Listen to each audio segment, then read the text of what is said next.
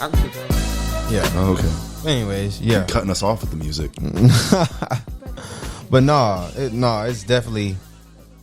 Ho's definitely lit. Yeah. That shit's turned. No, it's just Dreamcast is like the first system to like the memory cards, right? So it had the game on it, bro. So it's the first system that ever tried to like connect mobile play to at least in the same way, in the sense that like the Switch and like the PlayStation now doing like with the PSP and all those work together and shit. And yeah, man, it's the first system I ever tried to do that. It's not the first system with like CDs or like online capabilities, but it is the first system with a modem built directly into it. Yep. So you can go online just not without like a third party thing. Which I think PS2 was the only one to do it later on, or they did it right after, it, yeah. but Dreamcast did it first. That's all I'm saying. Exactly. Like, No, for sure. And the thing about Dreamcast is that I don't think it gets enough credit for a lot of the games that people know that came out on other consoles were on Dreamcast first. Yeah. You know what I'm saying? Just Sega. Darkstalkers, stuff like that. Sega turning into more of a software and then instead of the hardware dropping that, which I mean sucks. Like the PS2 came out so shortly after, and part of what messed up the Dreamcast, like there was several things like marketing stuff that they did wrong. For sure. But the PS2 having the DVD player, that was like a big selling point for everybody wanting that. Yeah. And Dreamcast didn't have that, so like that. I think the games, it had like a really good library. But man, you had Shenmue on the Dreamcast. You had the original Sonic Adventure. Yeah. Like some of the soundtracks were some of the best ever. You mentioned Power Stone, Soul Calibur, Darkstalkers. Fucking the thing about it was just great. Capcom games. versus SNK 2, which is also the greatest. So first of all, if you're into the fighting game circuit, I'm gonna keep it real short. If you're into the fighting game circuit, you probably think the Capcom versus SNK 2 or Marvel versus Capcom 2 are the greatest fighting games ever. For sure, Capcom versus SNK 2 on the Dreamcast, the responsiveness, just how amazing that game was. Like, it was the first one that people were really at home, like able to play like competitively with each other in tournaments and shit. So definitely, Dreamcast was ahead of its time. And then I liked the little memory card thing too, because it reminded me of. I remember Digimon had those little pocket devices. Yeah. And I always thought in my head, like, what if Dreamcast had something like that with their, because I imagine Dreamcast would have stuck around for a lot longer. They kind of did though, because that Sonic game, you was able to take care of the little. A lot of the games had mobile stuff. It wasn't advanced enough to where. Yeah, during this that's because it was ahead of its time. It was. It definitely was. Like they didn't have. I wish Sega would have stuck with it, man. They could have made some killer shit. Yeah. Like you could trade Chow and like.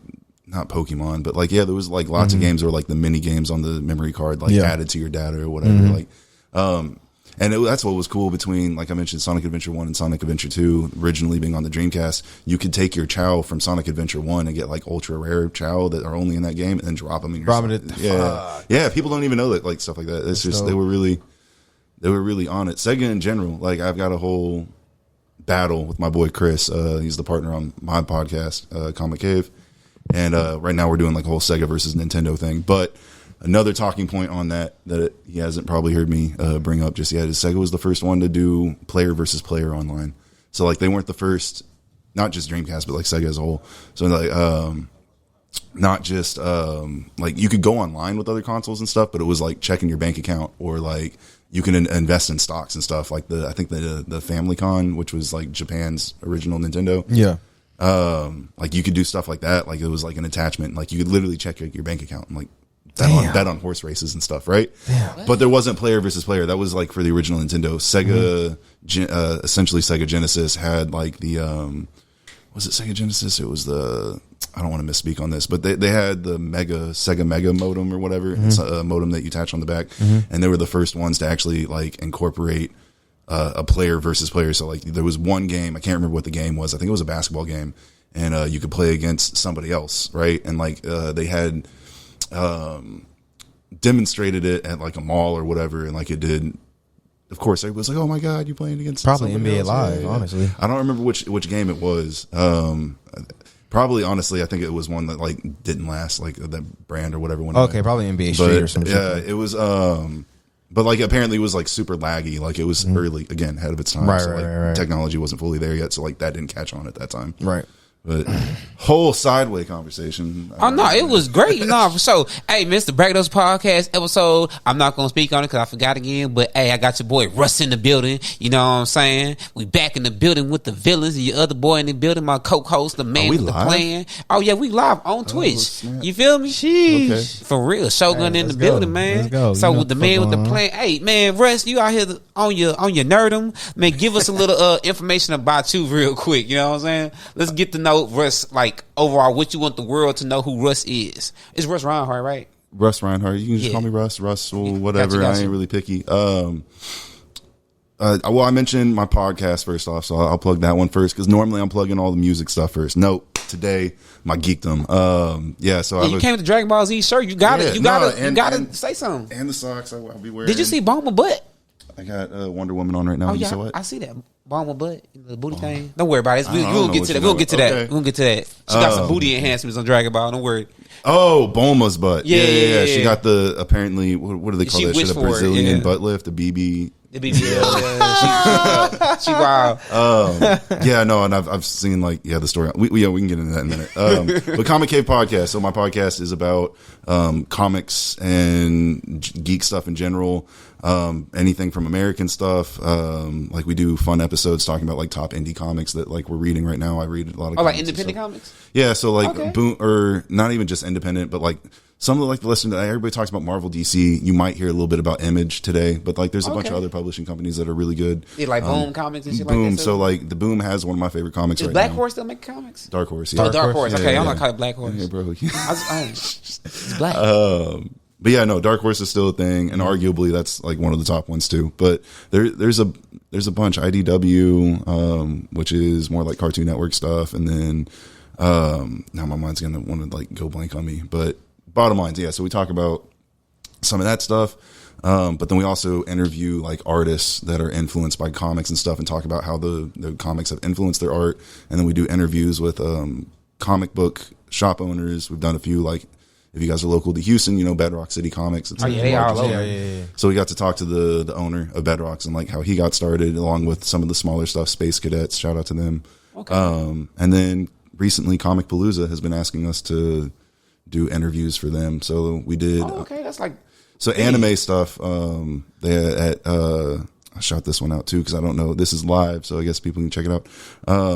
In 2 weeks, now my mom's gonna go not this coming Tuesday. I think the following Tuesday. I can't remember my dates right now, but at what's the name of? It's a movie theater where you can get drinks in Alamo Drafthouse. So they're doing showings of like anime movies right now and like certain ones. So we just did this one called Love Chunibyo and Other Delusions. I'm butchering that right now, but they had us interview the voice cast and like the head of marketing, and then like right before the film, and then they play the film. And there's like a few geeks out there. We're doing a racing one called Initial D and the voice cast. Oh, Initial D? You talking to Initial D voice cast? Yeah. Oh, yeah, I need to go. So hey, it's all right. Look, let me pull it up now so I can definitely let you know. Oh yeah, I gotta go. Comic Palooza linked up with like Sentai Films, and they're doing like these little screenings and stuff. Initial D is the next one. So yeah, no, it's been super cool. They've been asking us. I guess they like our energy or whatever. Initial D is hella lit. I know. It's on June 21st at the Alamo Drafthouse.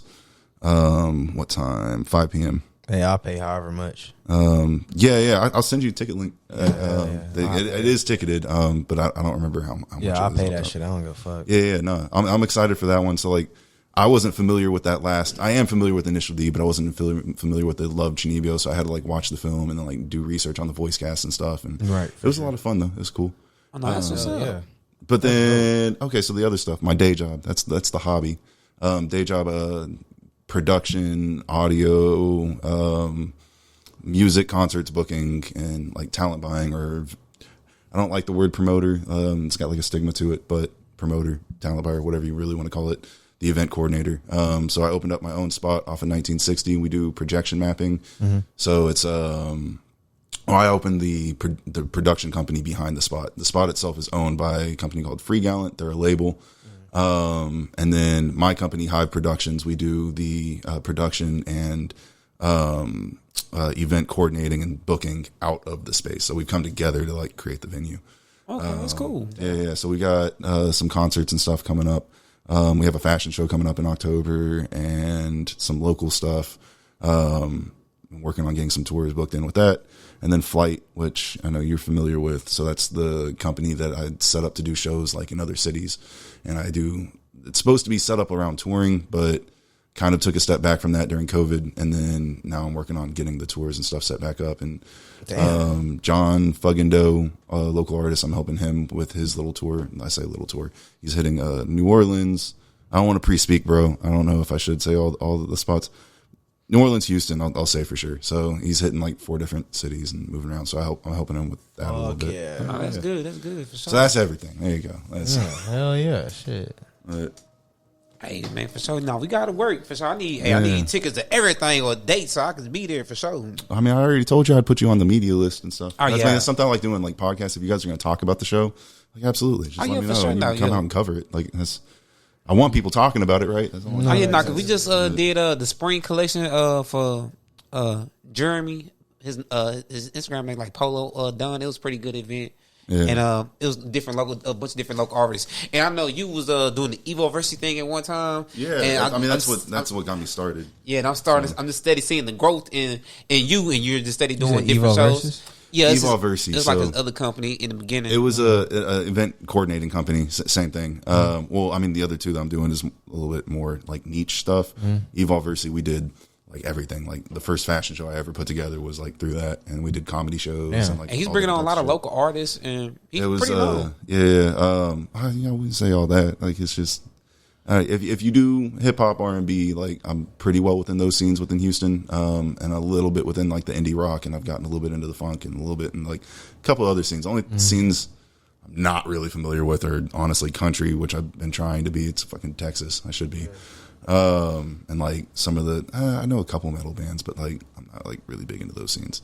Yeah, I can't say by it. I only take like one country artist, and she wouldn't tell shoot us. And she do shows like every once in a while. Yeah, you're talking about Tavia. Yeah. No, that she's like one of the only ones I know too. Tavia, and then like the most of the metal bands I know were from like working with at House of Blues. Like a lot of the people working there were in some type of like metal band, so those are like the ones that I know on that side. Okay.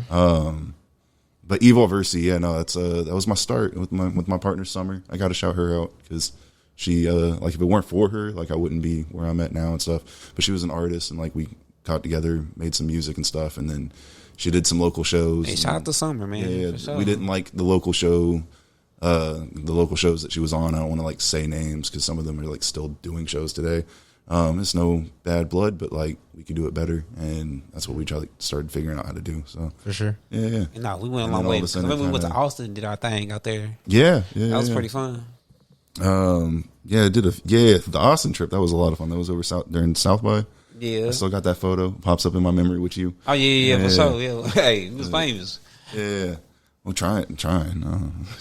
Hey, now you getting there, man. Keep working. The shit I've been seeing, hey, blowing up for sure. I just staying consistent. Like roadblocks happen, just keep going. Figure it out. Yeah, exactly. Shit happen in life. You got to just get around and just push on. Some sucky stuff has happened. So a lot. But yeah, just keep going. For sure.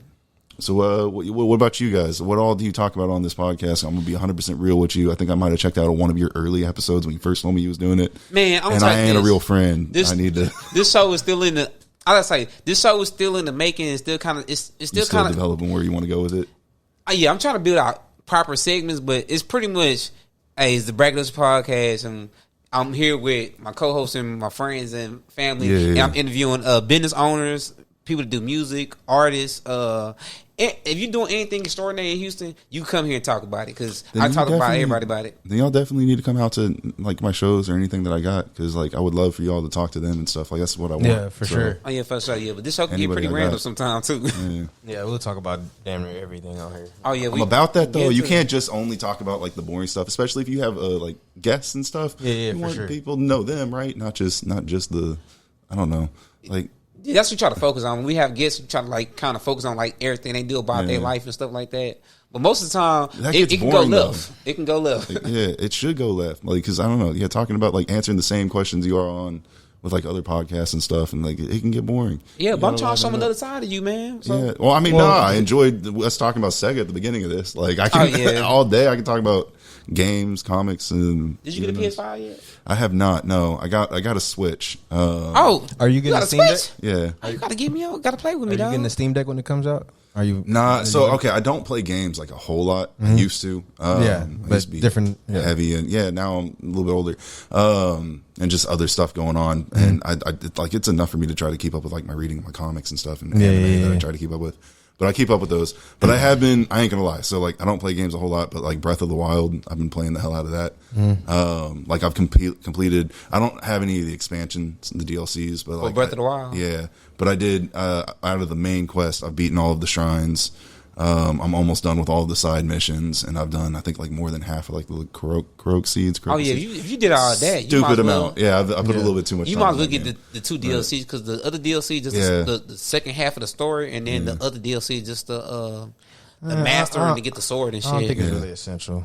It's not that essential. I mean, it's just more to do though. Like, Yeah. the only two games I have on the Switch are that and Mario Kart. And so, like, I don't know. You get Mario Kart. Oh yeah, after a you little while, gotta you get into tired. more. No, you might as well Yeah. get the DLC then. You gotta get Pokemon when it got comes like out. 40 I need to get honestly. Bro. I need to get Super Smash Bros. Hey, you don't got some moves with that, bro. You I've been thinking, but I don't play games that often anymore. Like, But, like, I used to. And when I do, like, I still have my Genesis. I still play that. I still play my I forgot Dreamcast. you do collect the retro games. Yeah, I mean, I forgot. don't know if I collect, but like, I have the shit that I like. Yeah, So, and they playable. Yeah, so I still play like my Dreamcast and my Genesis, and I'm still a Sega boy. Like, I don't know, I have a Super Nintendo, but like a friend's borrowing that. I haven't gotten that back in a little while. One of my other friends has the Nintendo.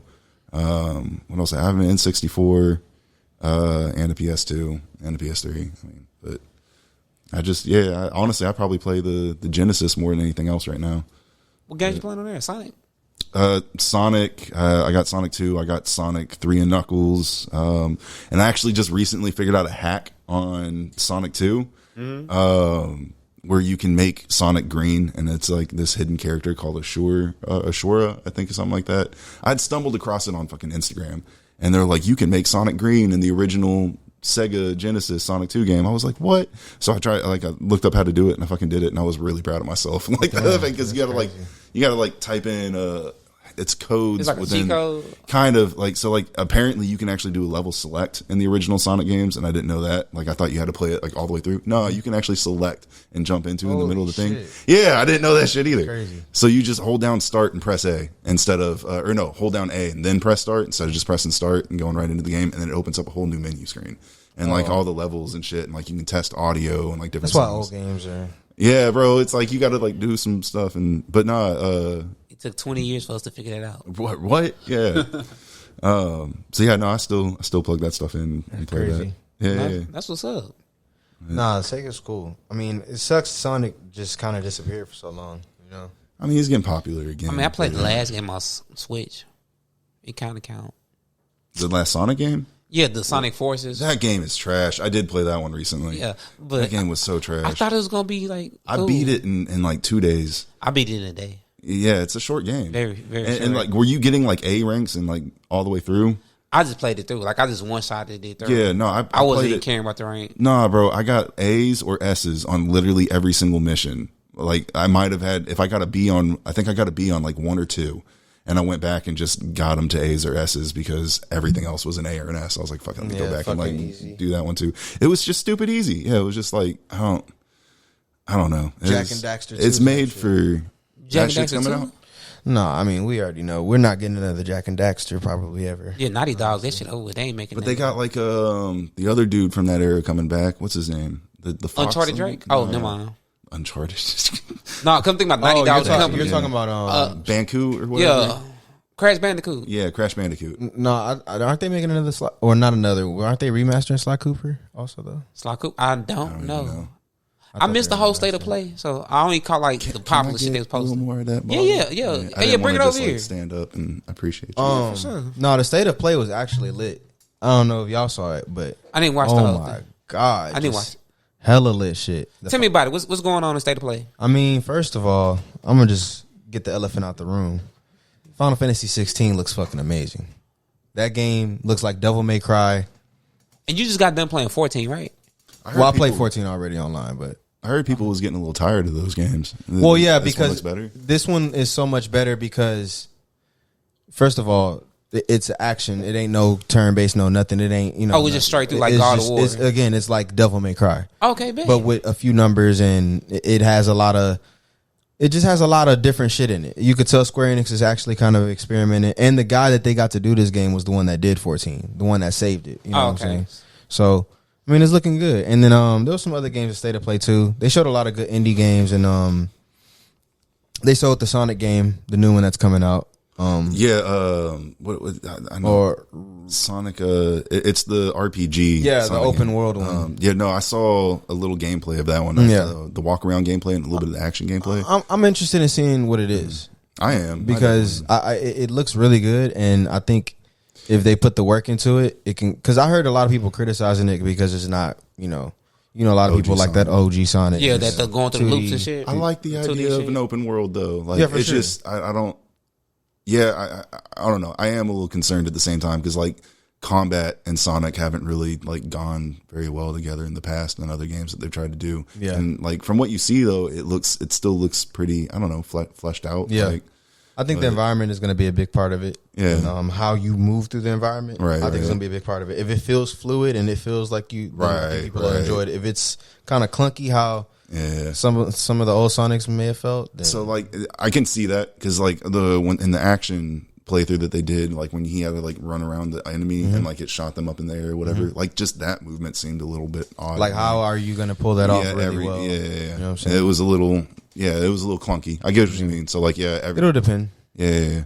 Because it might just be a button you press and he just does it. That would be better. That would be better. Because it would be way easier than actually having to run around him. It looks like you have to run around him though. Yeah, that's what it kind of look like.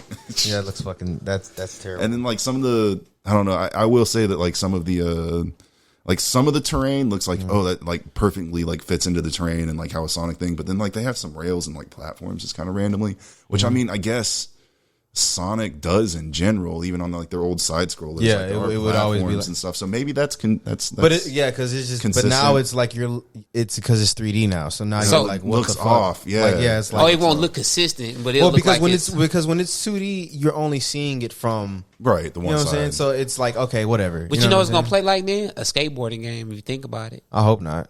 I mean, that would be interesting though. That would be interesting. You know what I'm saying? But it makes sense because you could stop and go at your own leisure. You know, but actually, I can't actually. It's like a rail. Yeah. I can't see them do that. But it's just weird. The rails are like some of them are just floating, like, and it just looks weird. Like if you're trying to make it look like a real world, that kind of defeats the purpose of it. Yeah. But at the same time, like OG Sonic games are known for just like some platforms. It's a platforming. I guess if you have to put that platform there to make me traversing through the terrain and me traversing through the area smoother, then sure.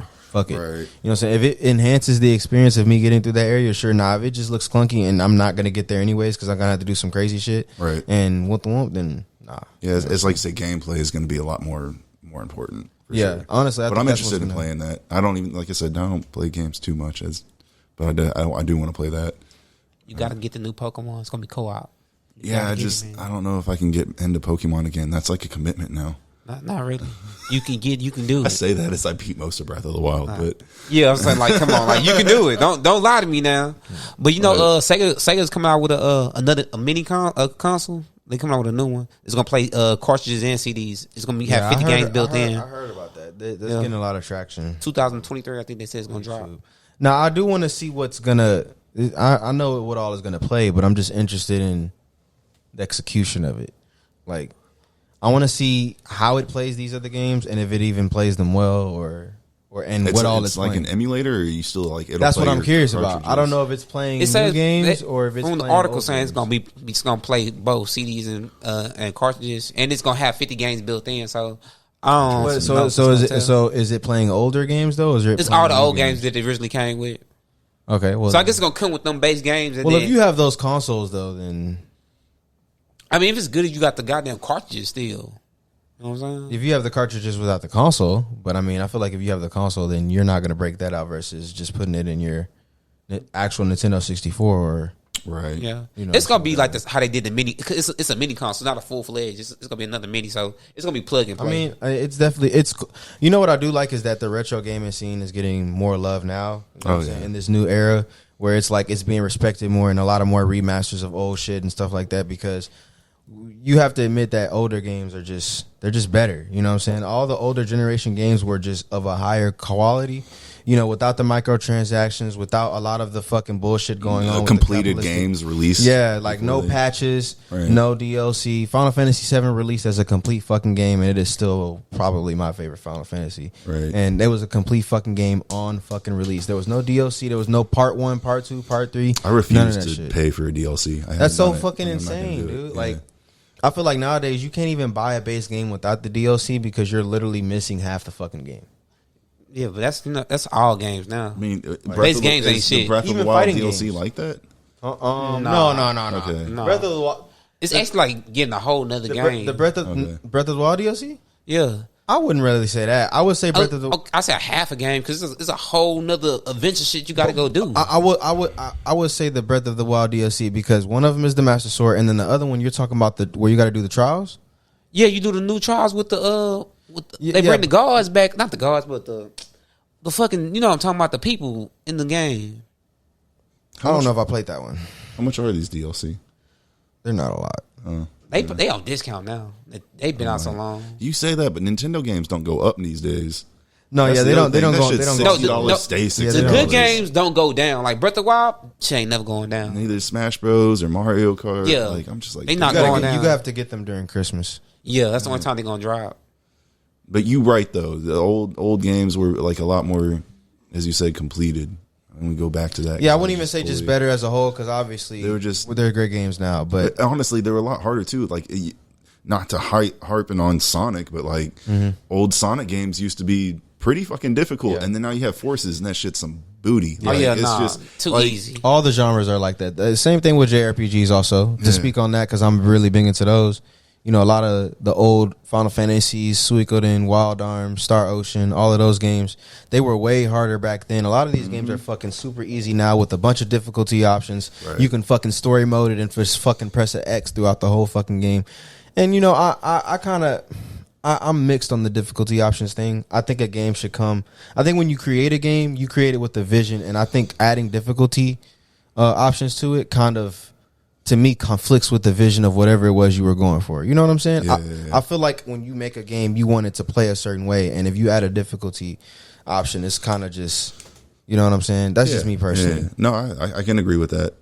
Though my only exception to that is like there are some games where like you can pick like a camp or a team, and like depending on which camp or team you're playing as, that is kind of the difficulty. Yeah, and that's so different. Like those are because I think Resident Evil Evil have different playing types. I think Resident Evil 4 was kind of like that, where it was like every mode was different, but one was harder than the other. Right, and I think the one where with the army guys was the easiest one because you got the assault rifles and all that shit, and then the other modes you were getting pistols, and it was like less and less guns, and it would make it harder. You know what I'm saying? I would agree.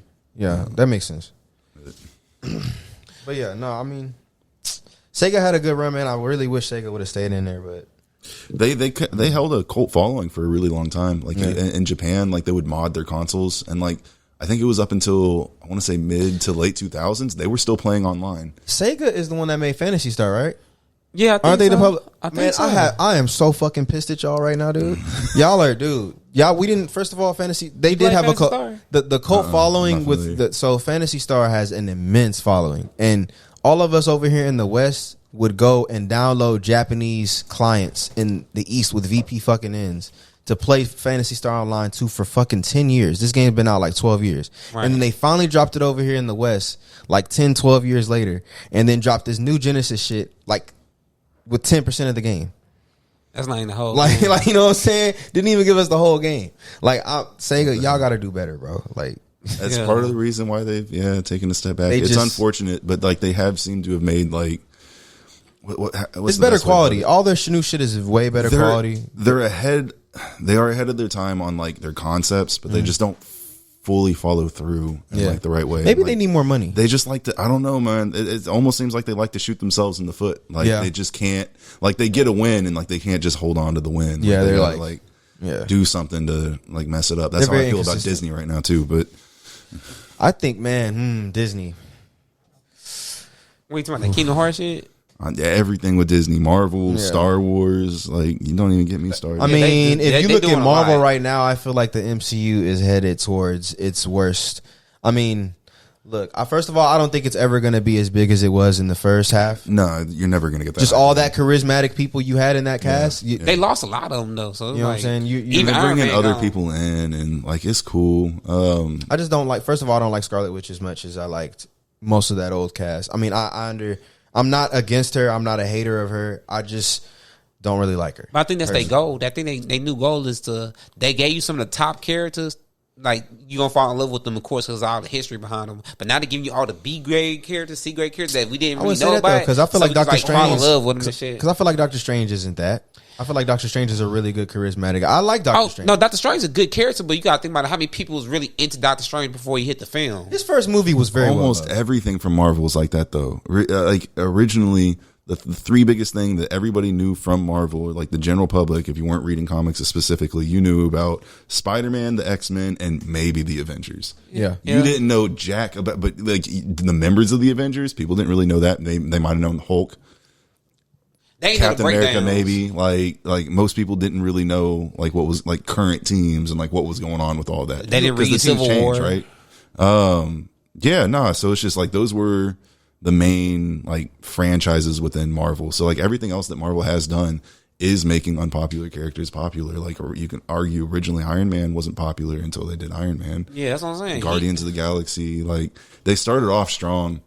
My issue with them is like just what a lot of people are now catching on to and saying is like the Marvel formula. Like they have a certain way of doing all of their films. I hate Thor. Like personally, I'm like one of the few that like even Thor Ragnarok. I hate it. That's so stupid. So you gonna hate the new Thor they trying to drive? I'm not interested. I'm genuinely not interested in it. I'll end up watching it just because like I'm a fan in general. Yeah. And like I want to. So what's the form? What's the little hate thing you got with it? It's a lot of not even just predictability. It's just almost every scene has to be followed up with some type of joke, comedy. Yeah, it's so annoying. It's that really cringe. You know, it's a moment, and then it's some really cringe ass comedy shit. And sometimes it hits every once in a while, but most of the part it's missing. It's just so y'all feel like they don't have to do it. It's not even just that. They have some of their character. It ruins immersion to me. And some of their character archetypes as a whole are like the same characters. Like Paul Rudd's character is Ant-Man, and Chris Pratt as Star-Lord. To me, if you remove those two characters and like just look at like the definition of like what makes that character, they are who they are. They're the same fucking people because they joking so much. Yeah, they're the same type of comedic like character, the same type of jokes. Like they're not. There's nothing difference between those two characters, which is also, in my theory, why you don't see them ever interact with each other, especially in like the Avengers movie or something. It'll break the timeline. Like not just that. It's just it's neither one of them offers something to the screen or to the time that the other one doesn't already. Right. So it's just I don't know. Like Thor Ragnarok specifically, like I do think it was an improvement over the original Thors. Like I think that like idea of having like a more serious film wasn't needed, and like it was a good idea at the time. But like then they found out like everybody really likes this comedy stuff, and they just overcorrected. With Thor Ragnarok. I ain't like that about Ragnarok. That's why he got fat, right? And shit. No. That was he got fat after Endgame. Yeah. Okay, one of them was like hella stupid. I was like, why we got a timeline of seeing Thor fat and shit? Thor Ragnarok was that one that's with Endgame. Yeah. But Thor Ragnarok was like it was nothing but comedy. Like the whole thing, like they overcorrected. I feel like there is a medium like between the two. Like they could keep it more serious and they just have like a little bit more comedy in there. Like there's a balance between the two that they've done, but they just completely overcorrected. But then now, I don't know, a lot of people seem to like the comedy and stuff, so that's probably what they're going to keep. Yeah, because the books are not even like that. Oh no! The books like he's very serious. That kind of sucks though, because I imagine like now that because I'm pretty sure they own X-Men now. Pretty sure they just bought them. So I just imagine if they actually executed X-Men the right way, how amazing it could be. But with all that comedy shit, it's just like I feel like certain characters are just and it's not like I inherently disagree with having some amount of comedy in your movie, but it's just Disney always overdoes it. Yep. Yeah, you gotta have comedy related to like the situation in the right way though, because some of it just be off the wall. Well, it has to be the right moment too. Like sometimes it's just is that really the time for that comedy to happen right then and there, or could have been another scene, you know? And honestly, not even just the comedy. Like that is a big part of it, but like the formula of like. I'm all for having lessons and like meanings behind like stories and stuff. Like when you were a kid and you're watching cartoons, like almost every end of cartoon had some type of like moral of the story. Especially Captain Planet every time, bruh. But even Batman, even like Spider-Man and stuff, like there was normally like something going on deeper within those. The Amazing Spider-Man. But anyways, So yeah, no, just like I don't know, like it seems like, especially even the Marvel, like the Disney Plus shows, like they're just over the top, shoving some type of message down your throat. And like me personally, that's not why I'm not in disagreement with what the message is. I'm just like, that's not what I'm tuning in for. Yeah, that's not what I'm like coming in. Like I want to.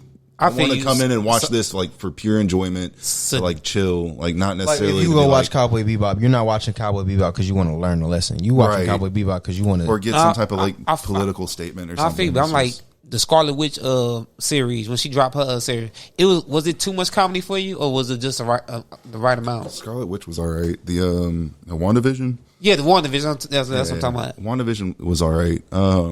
Honestly, out of the Disney Plus shows, the only one that I really like so far is Loki. I didn't finish that. And Loki still had some stuff that like kind of bugged me too. But that one, I don't know. It was the one that had like the most. It just had me engaged a little bit more. Yeah, I couldn't get past episode 1. Hawkeye, boring. I like kind of what they did with Kingpin at the end, but then also Kingpin or Hawkeye. Oh, is that spoiler for you? Should I not? I ain't watched it, but no, it's good. No, spoil it. I don't care. Shit. Personally, I like how they made Kingpin, like he wore some of like the lighter clothes, and in the comics like he wears like was it the same dude from yeah, same guy. Okay, great. That's all I wanted to know. But like they did kind of almost, it was weird, like they almost dumbed his character down a little bit, which I mean I guess is to be expected with Disney. Like they want a more PG-13 thing, but like it wasn't the same. Like it's the same actor and stuff, but it was not the same Kingpin from Daredevil. Like he was not as, like he was a jerk, I guess, but he wasn't like the same level of like bossness and ferocity, right? Yeah, like but I did like that. So he is which they kind of showed in Daredevil as well, but like he's a sumo wrestler. So Kingpin is like that's like his martial arts of choice or whatever. Like so the thing about his character within the comics and stuff is he's not fat. Like that's all muscle. Like he's just ridiculously actually like just jacked. And his size comes from like being a sumo wrestler and shit. So I like that like at the end he did like some sumo moves and stuff. Like they kind of referenced some of that within the fight. That was cool. And I liked like some of the clothes, but like his acting was not. It wasn't as good as in Daredevil. So Daredevil was more passionate. I think 3 shows they had on Netflix before they did the switch and shit, they was way more passionate than like some of the shows they was making now. Like Daredevil, some of their Luke Cage shows suck too, though. No, which kind of show stuck? Iron Fist. Iron Fist was terrible. His shit was trash. He was bad acting. It was like there were scenes within it that I kept thinking like, oh, it's him acting as if he's acting in the show. Like he's just trying to fool this guy. But like, no, that was him acting. Damn. I was just like, what the fuck? It can't be that stupid. Is it really that stupid? It's that stupid. Nah, Dear God. I ain't like that one. Yeah, nah. And honestly, the second season of Jessica Jones, I wasn't a fan of. That shit didn't get good until the very last episode. I remember that shit. I was watching all of Jessica Jones. I was like, man, the second season. The first season's great. Yeah, second Jessica season, all right. I was watching the second season. I was like, man, this is boring though. And then the last episode, I was like, damn, this shit's getting good. How much more we got? Last episode. Fuck. Like, shit just now getting good. Yeah, they be wishy-washy with the TV shows. Did y'all watch Batman, the movie? Oh, yeah. Did you like it? Oh, yeah. Like, not to... I loved it. Yeah. Like, I'm conflicted. I don't like jumping on, like, the bandwagon and stuff. But no, it's a legitimately good movie. No, I liked it. I tried to... When I went to watch it, I tried to because... I knew there were going to be a lot of people talking about it and have a lot of opinions. And Batman has been rebooted so much that I know there's a lot that comes with it. And you got to realize the actor for this movie, the lead, was from Twilight. Yeah. So, like, I was trying to go into it like, okay. Have you seen any of his other films, though? No, I haven't, but I heard he's really fucking good. No, he's actually good. Yeah. Like, I heard most people know him Twilight and Cedric Diggory. There you go. But I heard he's legit in his other movies, though. So, there's a movie on Netflix you should watch, All Devil All the Time. And it's got him and Tom Holland in it.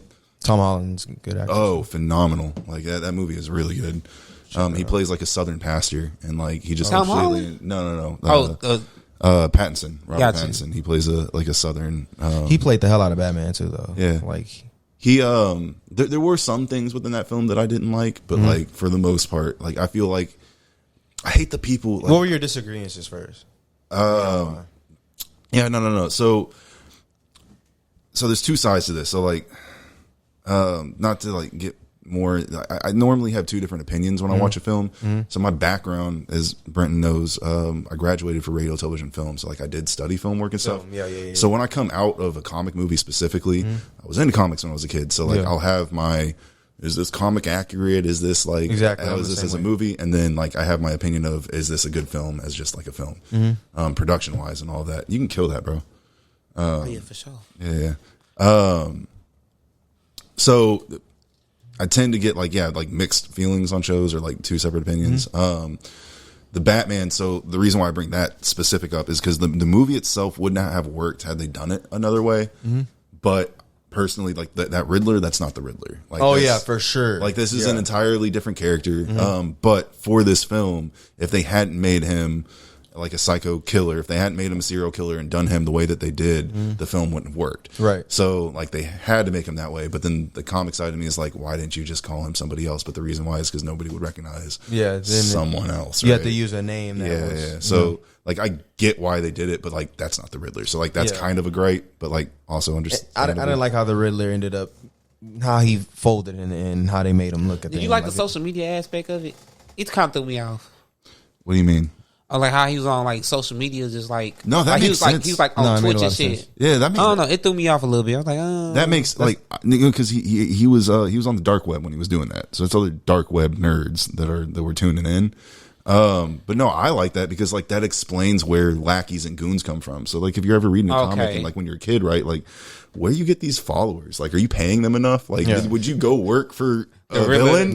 Like it ain't even like you can go up in there and be like, I'm like the Penguin, at least he can say that he's a businessman, like he's hiring you for the casino or something. Yeah. No, the Riddler's just out here hiring, and you're just gonna like take a job with him. So like, I like that aspect. It explains like where those goons would come from.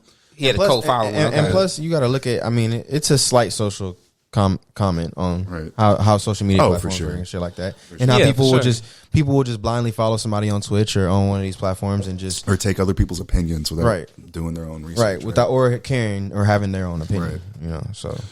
But yeah, the movie as a whole, I really liked it. I thought Robert Pattinson played a pretty good Batman.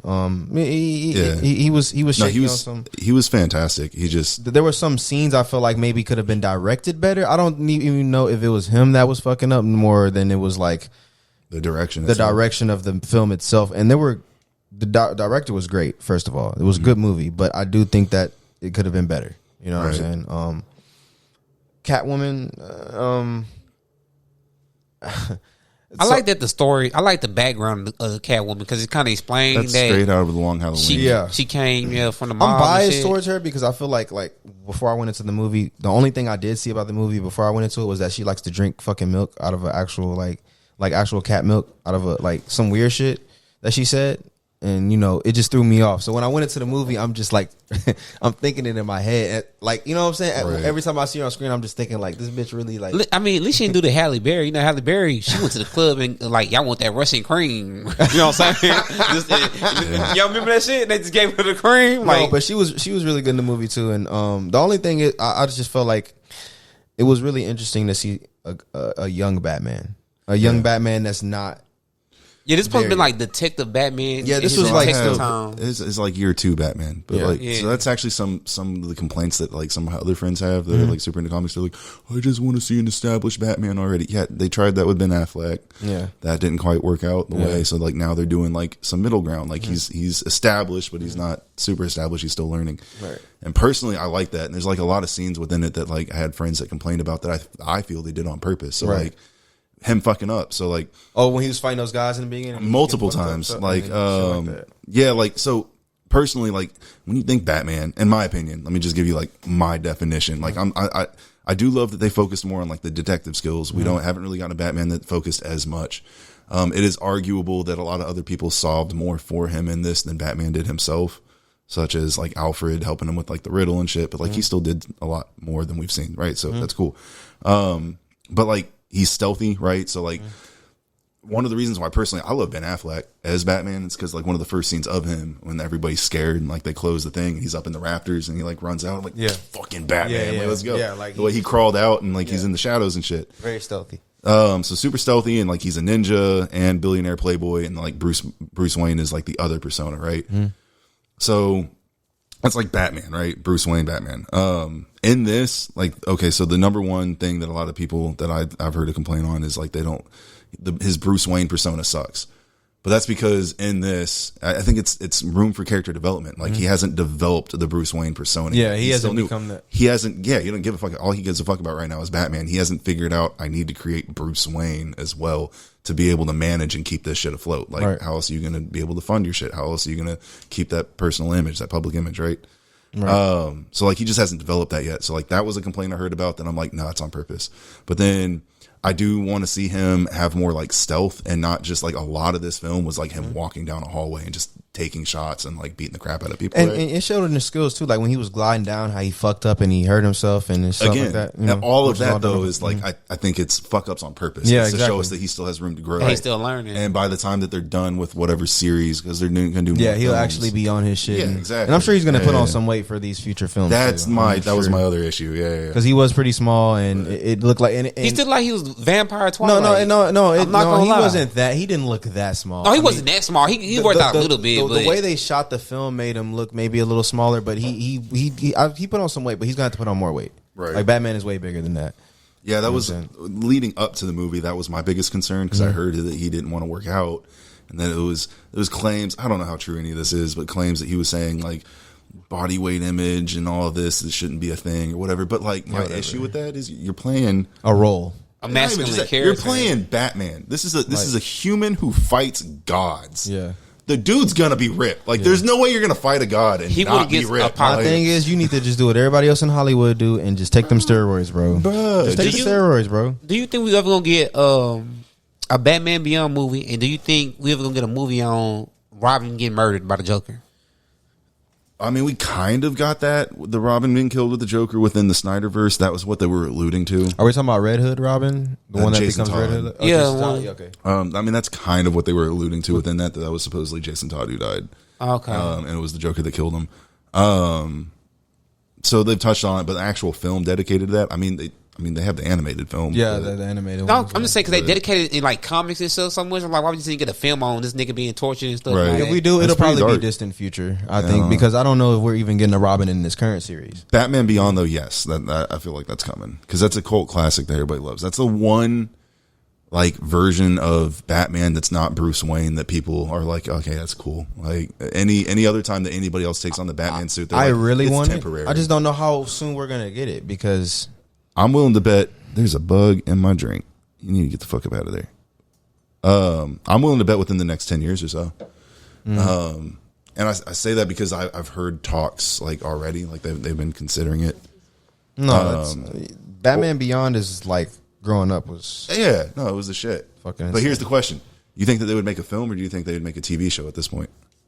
We talking it'll about probably be a Netflix or not Netflix. No, HBO Max. Honestly, HBO Max or something. I feel like it'll be a movie that if it do well, it'll it'll lead up turn to into a show. it'll lead up to a series. I think it'll be the opposite. So yeah, I was about to say that. I think it'll be a interesting. TV show that if it gains enough traction, then it'll get I know what it's possible because you know what because you got to think the production value of what a Batman think about what Batman Beyond looks like.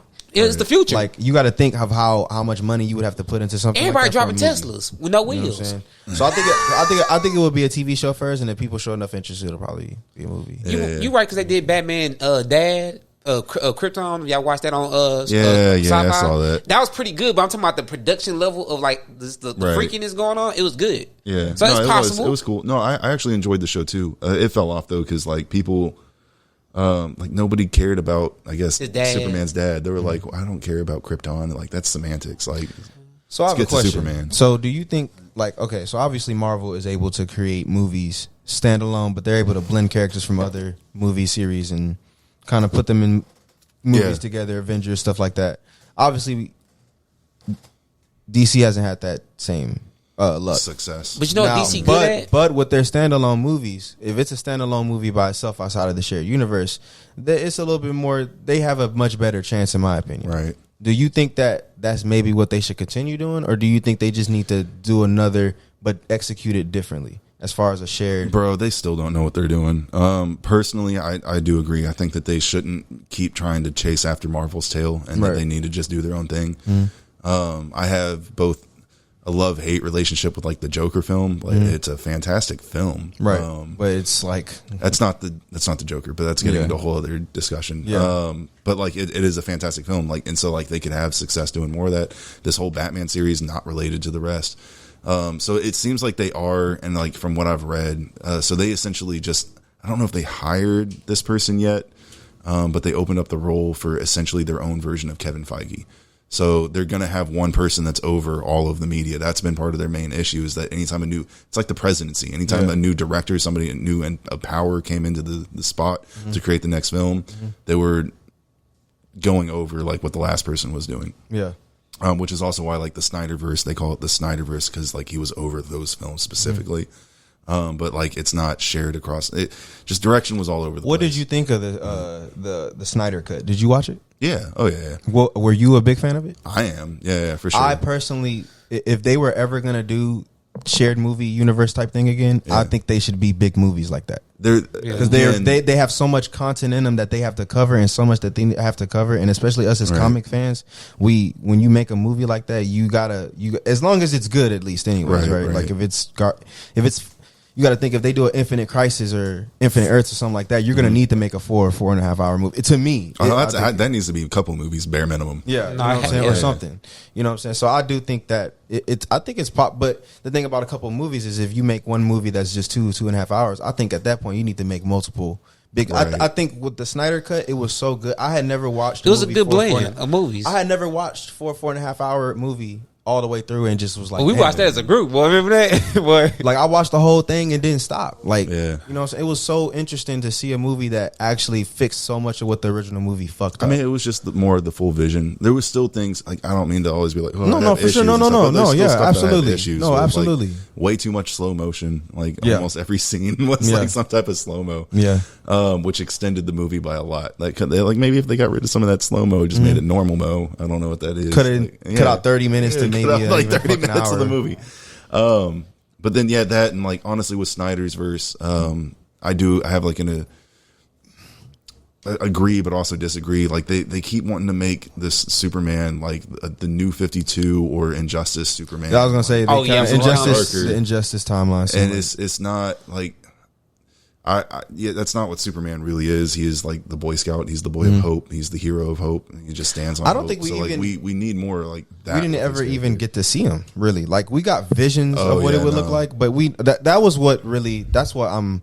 Because it's like, okay, it's one thing to say, okay, we got him, and it wasn't what the play was, right? But it's another thing to say like, okay, we were gonna get him, and we saw visions of what the future looked like. Right, Why the fuck is Joker working with Batman? Right. Like, what the fuck is going on? And Superman come landing, and we don't know what. And now we're never gonna see none of that because it's like, you know what I'm saying. So I would have at least liked to see it, but I do agree with you. Superman he's never been that, whatever. But it's interesting to have that. Okay, that's an immovable force. How the fuck are we going to defeat that with no kryptonite here? Right. You know what I'm saying? So, well, yeah, that'd be a good movie too because they got. He released like the script, or the rough draft scripts for the next one for Justice League 2 and I think like 3, or like there's 2 parts to 2 or something like that, or 3 parts. I can't remember for sure. But like you can go read the whole like what his overall vision was, like where everything was going, and it's a cool idea. Like it's good. It is. DC's in a they're in a weird place because they're still to see working. Batman take down the whole Justice League like he did in the cartoon. That's that'd be great. Why is my Judas Contract? I mean, if you want, just give us the Batman who laughs. Fuck it. I mean, that's. But that's the goddamn. Ain't that the goddamn series? That's Batman Metal, ain't it? Batman Metal. Yeah, the series with all the Jokers. All the Jokers. Dark Metal Batman. Like took over the Justice League and shit. They like different variations. So are we talking about the one after he got Dr. Manhattan's body or before he got Dr. Manhattan's body? That's the question. Because after he got Dr. Manhattan's body, it was. I think eventually they'll get to some series like that. Like that was like the latest crisis event for DC. Right now they're in like the next arc. But that's what we need though. That's we don't have none of that. That's what I think. If DC is gonna if they're gonna go out shooting these blanks, go out on some hard shit. You know what I'm saying? Give us like an Infinite Crisis. Give us a something. But I think the that problem is now is they just don't have the characters established already to make something like that work. They have some of them established. Like they're continuing on with Wonder Woman. I don't know if they're going to continue with Flash now because like Ezra Miller. He's going crazy, ain't he? Yeah. Ain't he like getting into fights and shit? What you mean he going crazy? Yeah, so like he hit another bitch or something. Like I don't know. At He's the hit bar multiple and shit? bitches. That was a while ago, but like he fucked up again. Yeah, he been getting in fights. And so like they're I think that boy crazy with power. He like shit, I'm him. the fastest alive, but I don't know if like does that mean that like are they dropping what they're doing with the Flash film, which would be Flashpoint, which would reset their timeline? Yeah, they need they're not gonna they need Flashpoint. Flashpoint literally after Flashpoint then get them the fuck out of there. Right. You can at that point technically have an entirely different Flash character. So I have another question then. I mean, let's switch back to Marvel if you don't mind. So obviously, like I said, Disney owns X-Men. Right. I mean, what do you see what do you see in the future for that? And like, I mean, obviously they're going to release a movie at some point, right? You think?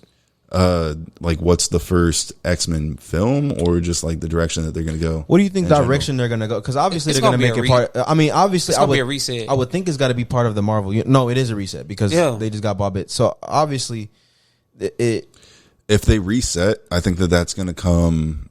This is my theory. It would be after Secret Wars and like Battle World, which is the current series coming up, right? That's what that's what the talk is. Like it's not official, but like that is what everybody thinks. Oh, the one they writing now in the comics? Yeah, for Spider-Man. No, not in the comics. No, it's an older comic. Yeah, it's the MCU. Like, that's the direction that they think that the MCU is going. Oh, okay. They think that the next big arc is the Secret Wars. So like.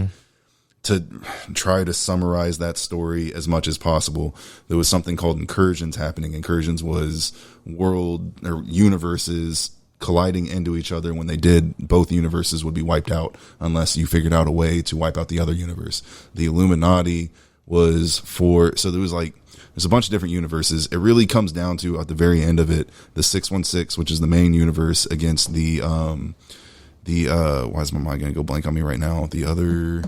Not the Amazing, somebody help me out here. It's with numbers. I forgot. No, it's not a number. I know 616 is the 61. Yeah, they all do have numbers, but it came down. The last two universes was the 616 and like the Ultimate Universe. Oh, okay. So the Ultimate Universe is where like is where Miles Morales is originally from, and the Ultimate Universe is a more grounded universe. It's the concept of what would happen if superheroes just started popping up today. And like what that would look like. That's what the Ultimate Universe. That's what the Ultimate Universe. That's how it started as. Yeah, now I read that shit and like I read the Miles Morales series like half of it, and like I just love how it came about. That's where the Ultimate Universe you watch, started. Like, so Spider-Man in the comics, the end of Secret Wars was those two worlds battling. You don't actually know which one technically they both lost, but then it picks up later. After that, that was like the incursions, and then it picks up. So Doom, I don't know if y'all care about spoilers. No, I mean, it's like more than likely the show. They're probably going to go different anyways. Yeah, right. They're going to probably go different. So anyways. Doom becomes essentially God King Doom. He gets all of his power from the Molecule Man. The Molecule Man was a guy that was basically, if all of his power was to be released, he could be detonated in each universe, and he was a Nexus being. So like he was the same in every single universe, and if he was detonated, he can wipe out entire universes. And he was essentially given power by the Beyonders as like a way to eradicate all life. Failsafe. Yeah. So but Doom ends up figuring out how to like siphon off his power, and then he becomes God, and he creates an aftermath of all of the universes colliding in on each other and all being wiped out. He creates Battle World, which is like an amalgam of like all of these different universes. And it's like wild. So like there's a bunch of Thors in general, like the Thor clan essentially. And then there's a bunch of Hulks and like the Hulk clan. Like there's not just one or two, like, there's a bunch of them. And so like they act as like the police force, and nobody really remembers like what things were like before this world was created, except for a few people that survived on this one spaceship, which included Miles Morales. Was it Doctor Strange? I can't remember for sure. It's been a little while since I've like read it, but so like a bunch of people did survive. Reed Richards, I think, was one of them in this one ship, and it happened to be like discovered on this planet, and everybody that was in the ship was not affected by like the rewriting of time essentially. So like they remember everything as it was before. and they're like trying to figure out who's behind everything. So like Doom ends up being behind everything. He's known as God King Doom. He's like ridiculously powerful. Put it to like into comparison, God King Doom was so powerful. Thanos walked up with like the Infinity Gauntlet, and God King Doom just ripped out his spine straight out of him. Like, it was like, yeah, he was like, he reached into his body, like, pulled out his spine. He was like, you're fucking nothing. Like, so yeah, like, just ridiculously, like, people think that, like, Thanos with the Infinity Gauntlet, that's big bag shit. Like, the Infinity Stones, they can do anything. Like, nah, the Beyonders themselves are more powerful than that. Like, arguably, the Molecule Man is more powerful than the Infinity Gauntlet. Like, there's a lot of beings and things that are stronger than the Infinity Gauntlet. That ain't shit. Yeah. So like that's that, and eventually Doom does get defeated by Reed Richards. Reed Richards, like, it's a whole philosophical conversation that they have. Reed Richards is like the better version of the two. Blah blah blah. Yeah, because isn't Reed Richards the strongest mutant, or is that no? Kid? So Reed Richards, his son, I think the son. Yeah, son. So yeah, you're talking about Franklin Richards. Franklin Richards is like Franklin Richards is reality. He like God level. He's arguably probably like multiverse level. So like not just universal level, but like he can manipulate reality on a stupid scale. So yeah, not his, and it was cool that like in Doctor Strange, like they reference Franklin Richards, right? So it's like fuck, like he exists, even if it's in a separate universe, like he exists. Yeah. So that's cool. My kind of, if you guys don't mind me going on tangent, go ahead. Go ahead. My kind of theory, and I don't think I'm like the only one. Like, you know, if you have an idea, like other people probably have the idea too. But I think that something like that is going to happen. I do think that Secret Wars is what they're like kind of going for in the next phase of Marvel. But instead of it being Doom, Doctor Doom, I think that they're setting up Kang the Conqueror as being the Doctor Doom in this universe. And like, so like we learned about incursions happening within the MCU now, like universes are colliding, and it's caused, I think, either by like something that Kang did or something that tied to Kang with that like happened with like Loki and what's her name, like resetting, right? So like when all of that happened, all the universes started colliding. I think that Kang, not that he's causing it necessarily, but yeah, it's tied to him, and that he'll end up being the one to survive like everything and then restructure the Earth into creating like essentially Battle World. And then we're going to have something roughly the same from the comics play out. It's just going to be Kang instead of Doom. Because Kang was, and then they'll probably reset the timeline at that point. Like that'll be their version of Flashpoint, and then they'll reset, and then they'll probably have X-Men characters, mutants and stuff. And the Fantastic Four, like they're definitely having those before. Yeah, because they bought Fantastic Four also. Right. So like all of that's going to come into play before this series wraps up. But when they do that, that's going to allow them to restart the timeline and then be like, look, now mutants were here the entire time, and it's not going to be weird. Yeah. That's my theory, my guess. Yeah, because they're going to have to justify X-Men not having been there all along. They have to do some type of reset. Like to me, because it's like, when all these threats were happening, where the fuck was Wolverine? Where was Cyclops? Where was Fantastic Four? Where was... For the time being, I'm willing to bet that it's going to be like they're pulled in from other universes, and like that's how their existence is going to be here until we get the reset. And when we get the reset, it's just. I wonder who they're going to have start playing a lot of these people now, because you know a lot of them we know as iconic. You know, we know Wolverine as the guy we saw play him 20 years, and he's not. He's kind of old at this point. It's him coming back. To be honest, like the people have talked about like a lot of different people that they want. I've heard Daniel Radcliffe come up to play Wolverine. See, that's the face I make. I'm not. You know, Harry Potter. Yeah, they want Harry Potter to play Wolverine. I'm not joking. That's a fan casting. Well, I just don't know. He can play Nightcrawler. I mean, if you see Wolverine in any iteration, he's just not built the way Wolverine is short. He's like 4 something, 5 something, if that. I saw he was 5 Grizzly, right? Yeah. He's super short. I want that. Like I honestly, I don't like wrestling personally, but like I think that they should go to the WWE or some shit. Yeah, and pick a wrestler. Yeah, we need a fucking lumberjack, dude. Right? We need a chiseled, short dude. Strong, stubby ass motherfucking dude. Yeah, and that's who. Put him in the fucking spandex fucking X-Men suit. God damn it, and make sure he can fucking act. Well, if he's in the WWE, he can fucking act anyways, probably. So, I mean. Well, I mean, look at a lot of. I'm not a fan of WWE though. So. I mean, there's guys Batista and John Cena. I mean, John Cena's actually making his way now with Peacemaker and all that stuff. And, I'm a guy who's on Peacemaker. But Batista, Peacemaker's honestly, we gotta. I mean, there's WWE people come over and they actually make names for themselves. I think what The Rock did was pretty crazy. I mean, he came over and made fucking. Because essentially in WWE, you acting anyway. That's what I'm saying. Like, you an actor anyways. It's just you gay. No, what? I mean, I'm sorry. What? I'm sorry. No hate. We love the gays. I'm joking. I fuck with wrestling. I don't know, man. They definitely be wearing the spandex and they like to play pretend. But yeah, I get it. I'm into anime. That's my thing with my boy Chris. Like, so he's in wrestling. I'm into anime. Yeah, I joke. And he be telling me anime's that gay shit, and I'm like, at least it's better than dressing up like a fucking little girl and running around on stage wearing spandex, right? Like, whatever. What anime you been keeping up with lately? Manga or watching both anime, manga. So I've been still reading, of course, Dragon Ball Super, and I've been doing my breakdowns of each of those chapters as they've been coming out on my channel. And then I've been reading One Punch Man, keeping up with that. And I've been keeping up with My Hero Academia. And there's some other stuff I read here and there, but those are the main ones that I do keep up with. And then watching Rising of the Shield Hero, I'm catching up on season 2. Okay, you watching that shit too? Okay. Yeah. You watching season 2? Rising of the Shield Hero? Yeah. Yep, I finished season 1. I'm just got started season 2. I got Crunchyroll and shit, so. Yeah. I'm trying to wait till it hit the Funimation English. right now, but it's about to become, like, Funimation bought Crunchyroll, and it's about to become the same thing. Rising of the Shield Hero, I'm on like episode 3 of season 2.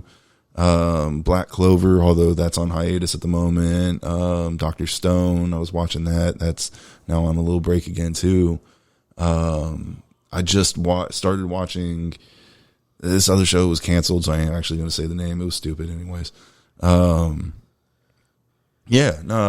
don't.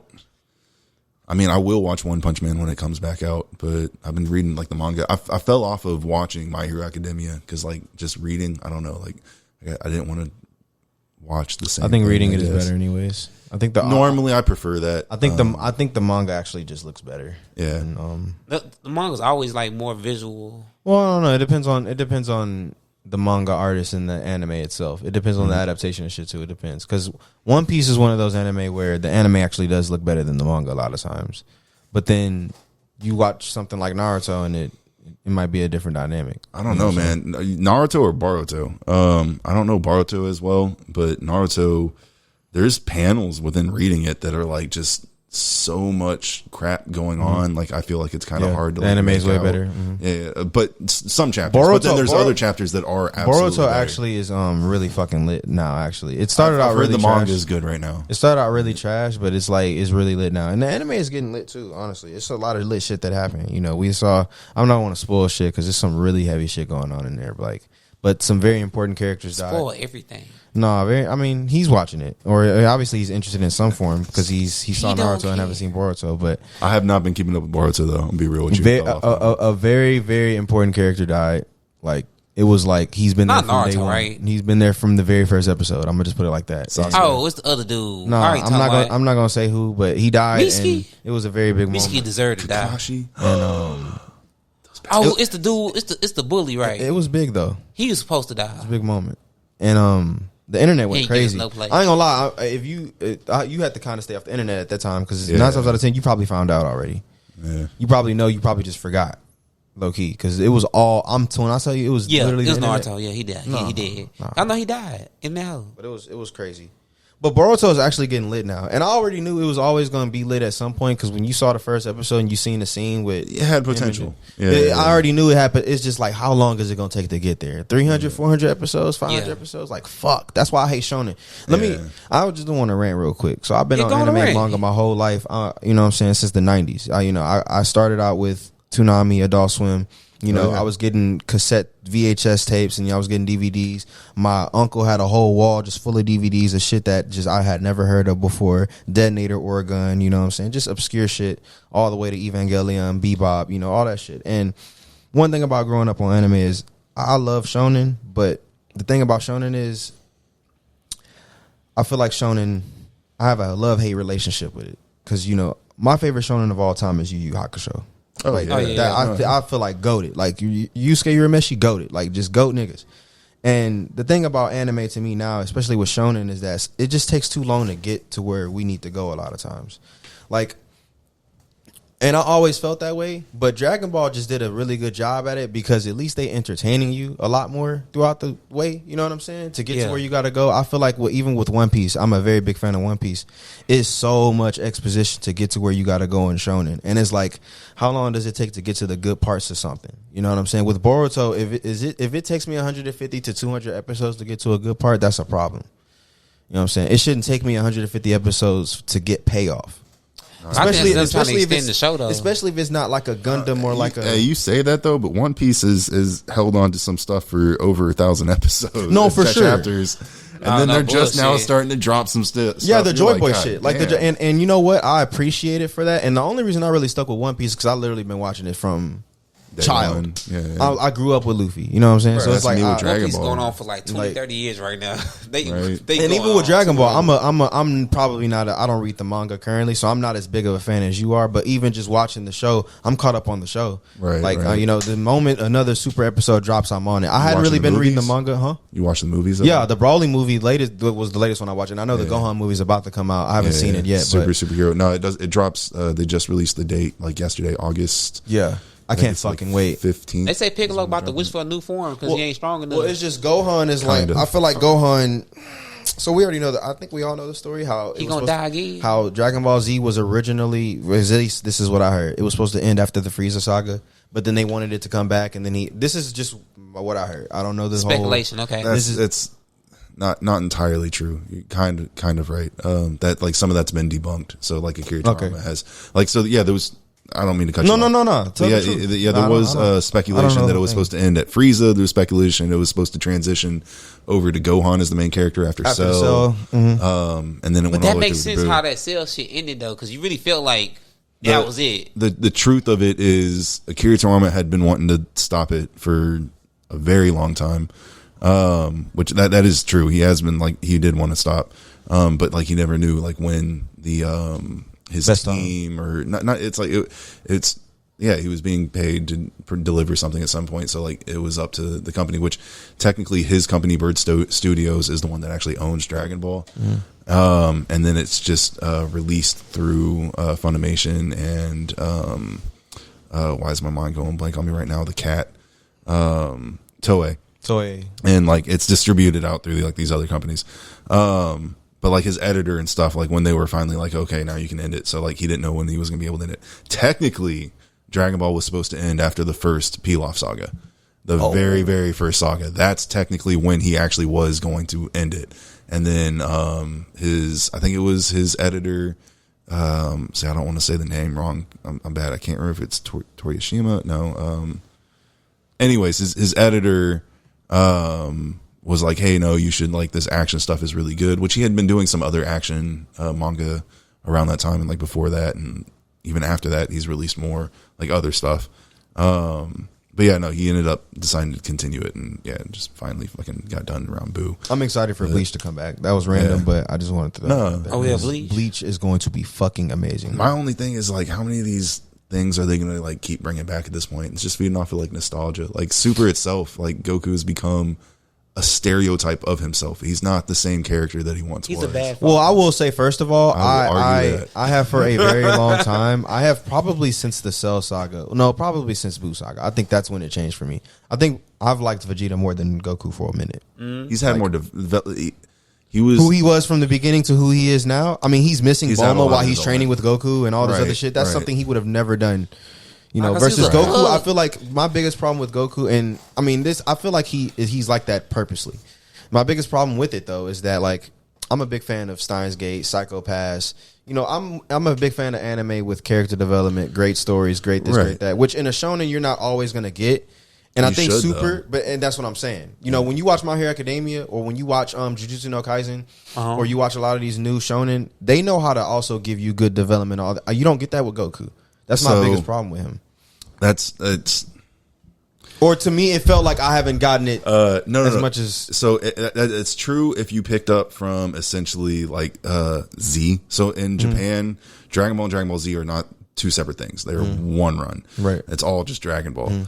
Goku does have character development. He starts off, if you've read like everything and watched like from him as a kid, he starts off being like this wild young man. The whole first Yeah, right. The whole first like arc essentially is him learning that he's not the strongest out there and that there's always somebody stronger, and that instills the mindset that he has now of he just always wants to get better. Well, I do want to say, first of all, I've seen all of Dragon Ball, so I know as far as Dragon Ball, he had hella development in Dragon Ball, all the way up to 10 through Piccolo, through all of them, but all the way going up to Piccolo. That's basically like where I'm sorry, I don't. No, for finish sure. my thought real quick. But like his development all the way up to that point is from OG, like the first start of Dragon Ball up till the end of Dragon Ball before you get into Z. It's him winning the tournament against Piccolo. That is when he becomes and he gets the title of strongest in the world. Yeah. So that was his entire character arc, going from nothing to the hero, the number one in the world. And then you go into Z and you find out that there's not just the world, but there's aliens and a larger universe out there. That's where the development started kicking in from that. And now even within Super, and it's debatable. And do you guys care about spoilers? And like, Nah, man. I mean, I've seen a lot of it. We might not have a comic podcast in a minute. So you're familiar with basically like they found a way for more development for both Goku and Vegeta. But it's debatable on what some of it does for like some of the characters. Like there's a wish that's made, and it's like it makes a lot of what Goku went through as a child in Dragon Ball kind of like redundant and pointless. It kind of fucks some shit up.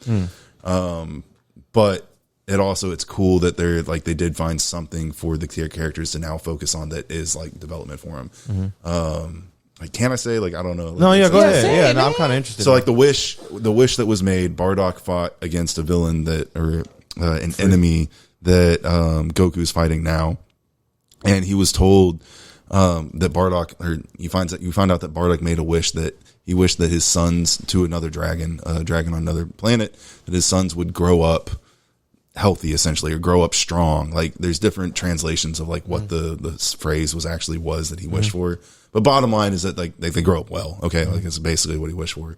So what that ruins within Dragon Ball is you're telling me that Goku survived now from Taiyo Pepe, from General Blue, from fighting the Red Ribbon Army, not because he was strong, but just because he was wished that he would grow up, and he's still a child. So therefore, how can you grow up if you die as a child, right? So like, kind of defeats a lot of that development. The Dragon Ball, like he still has development within that, because just because you wish to survive and like or be well doesn't it doesn't mean that like he doesn't still like go off and train. Like he still is who he is because of him. It's not because of the wish, but he has that boost. He has that. It's just kind of like, well, fuck, like Taiyo Pepe probably should have killed him when he hit him with the Donamare, but the Dragon Ball.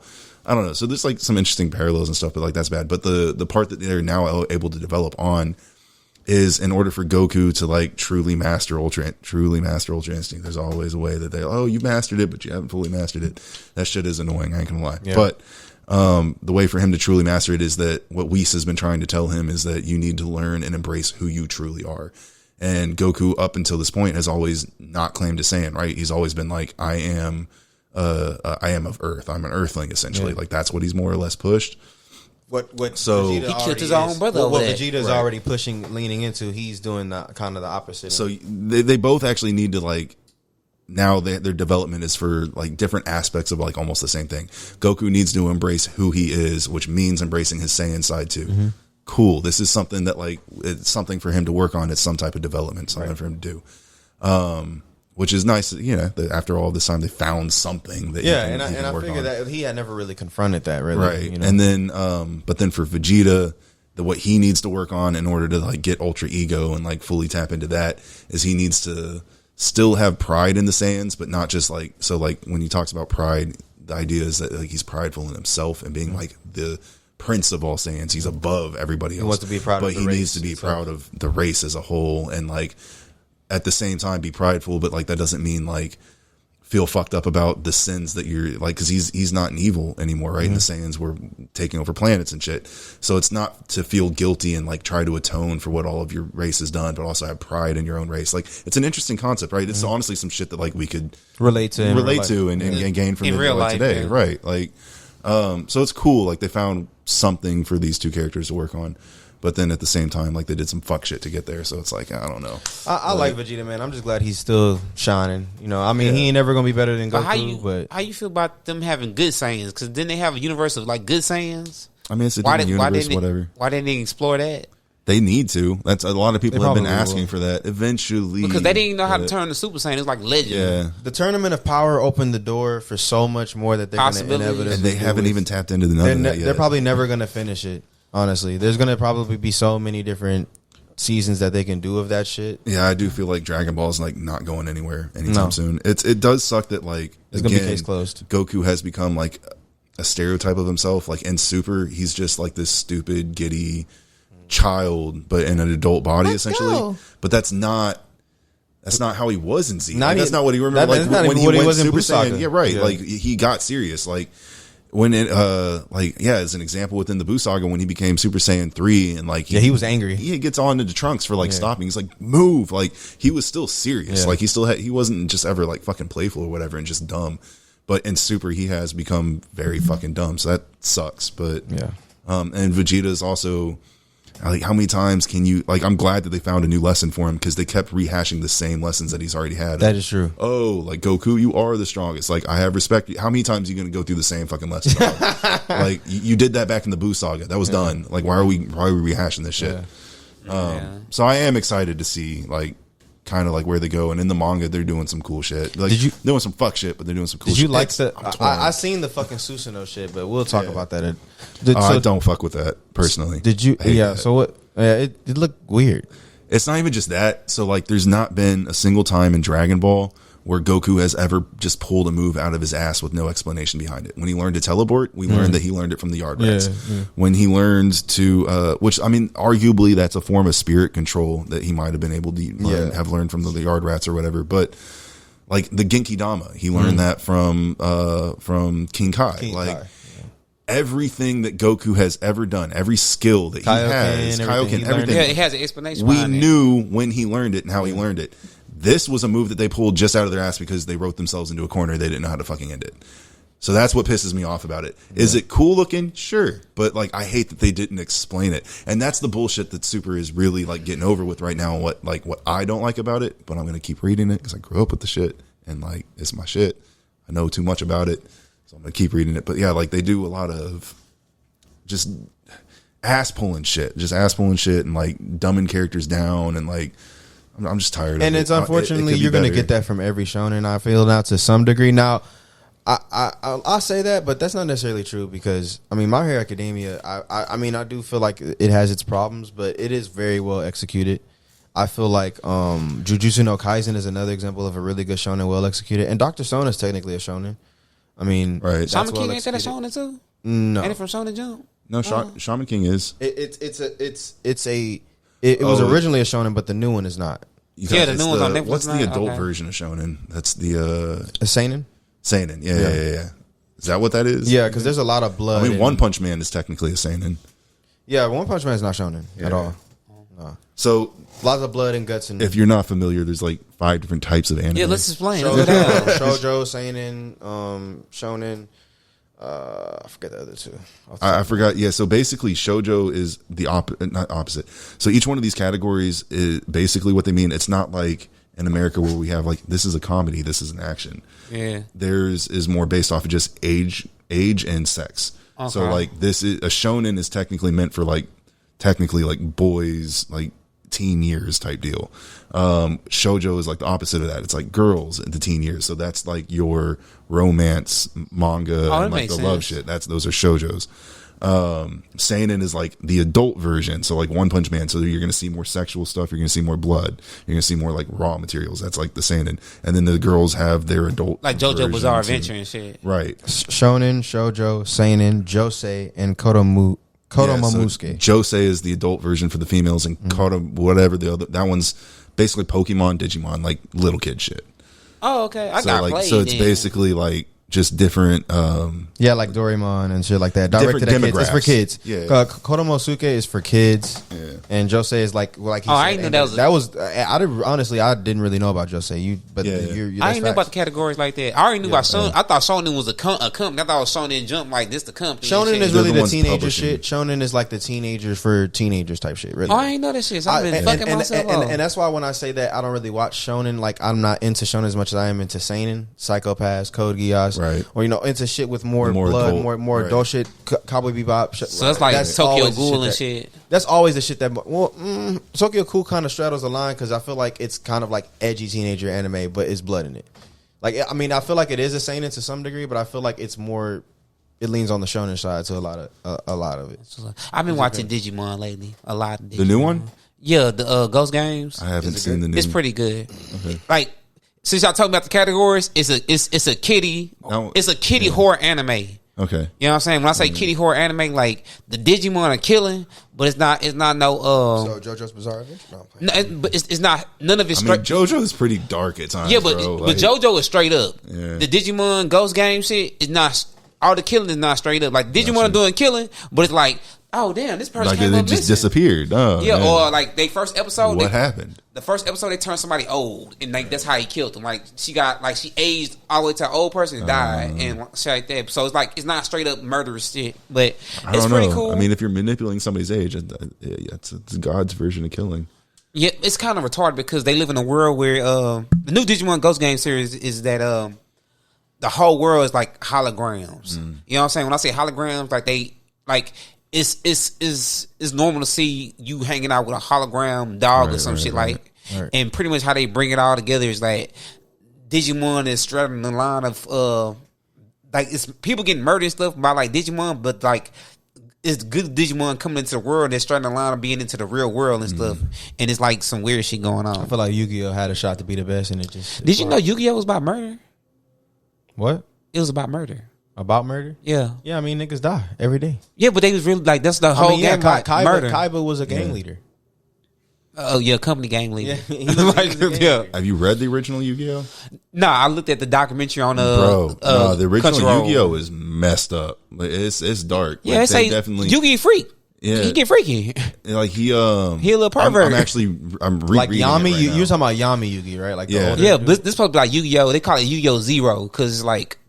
Well, before they knew America his name was before they knew his name was Yami. But yeah, no, like so in the comics or in the manga originally, like when Yami took over, he was straight putting kids in comas and like shit, sending them to the shadow realm. Like that means he's like he's murdering them. Yeah, he's killing them. Like in the manga, he's either killing them or locking them in comas, bro. And it's like left and right. Like that's hilarious. It is. That's fucking awesome. They're at Diamond High or whatever, and like nobody fucking realizes that all these kids and teachers going into comas who happen to fuck with Yugi. Like, that's a card game with stakes. But like, okay, so that's the other thing. They didn't originally do games. Exactly. It was just putting people in there. It was multiple games. So he would make a game up. So like Yugi would be getting bullied. Oh, this dude was like a fucking evil. He was like the Japanese Riddler. Let's say it like that.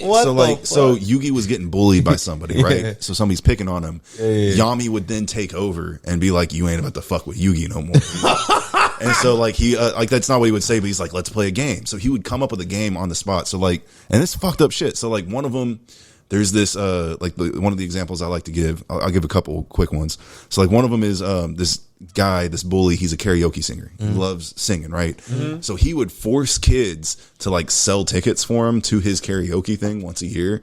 And like, if they didn't sell, like, he would beat them up. Like, he would force people to come like listen to his bad karaoke. But he's being a bully about it. Yeah. So he convinces Yugi to like sell tickets for him and like this other kid, and Yugi's dumbass is like, I don't want to see you suffer too. I'll try to sell the tickets that he gave you to sell too. Yugi didn't sell not one ticket. So this dude's like, all right, now you're going to have to suffer and like listen to my entire singing thing like by yourself. So he puts Yugi in and like he starts singing it's bad karaoke, and then Yami ends up taking over. And the fucked up thing about the game that he made him play, so it's a karaoke thing. So he always does something that's like to the enemy or to his opponent, the bully, whatever, like to their weakness. So he makes him play the quiet game. He's like, you're a singer, so we're going to play the quiet game. So the way that he, and it's always like rigged in some type of way to where Yugi's going to fucking win. So like in this one, he thinks that, so like you can't make a noise at all. And it's not even just like a sound out of your mouth. Like you can't tap something and make a noise. Like they're playing the silent. Yeah. And, the dude has like, how do I explain? So like Yugi puts like the jack from like a phone or something like on his drink, and it's like perfectly balanced, and it's almost about to fall. And the dude, the bully, thinks he's about to win because he's like, as soon as that falls, it's going to make a noise on the table. And like he loses and I win, I get to beat his ass, basically. Bottom line, like Yugi always makes a wager. He's like, it's a penalty game. If I lose, you basically get to beat my fucking ass or kill me or whatever the fuck. And if I win, then you have to face a penalty game. Never fucking says what a penalty game is. So dude thinks he's about to win and he's holding the microphone that he was just singing with. And he's so like excited that he's about to win that his heart starts beating really fast and it picks up in the microphone. So you start hearing his heartbeat on the in the speakers within the room, and he's like, "Oh, what does that sound? Whatever." So he's like, "You lose." Like Yugi explains like how he lost. He's like, "Your heartbeat's picking up on your microphone that you did." So his penalty game was he started hearing his heartbeat in his ears, and it just continuously gets louder and louder and louder until he goes insane. That's it. So he makes the dude go insane by hearing his own heartbeat in his head. Bro. Like, that's demonic. He's also lit there's another villain that he lit on fire. Not villains, like there's some other bullies. He makes them like do this maze thing. He lights them on fire and like they have to run. Yeah, but like the fun thing about it is like, remember like watching Yu-Gi-Oh! And all the other games they came up with?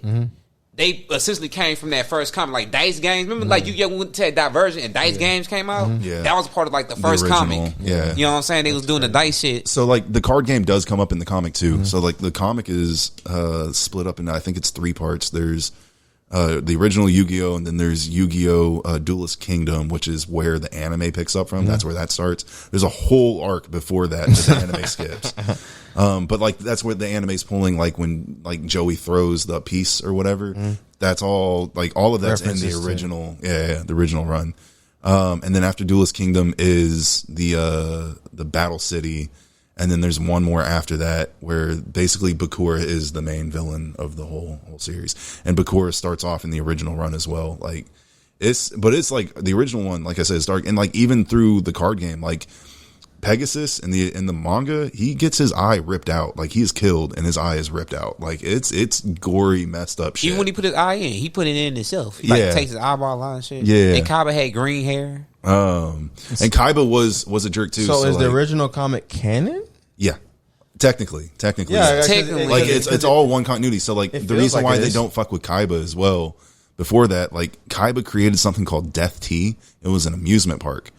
Death Theme Park is what like Death Tea stood for. And he sent Yugi and basically his friends ended up following into it.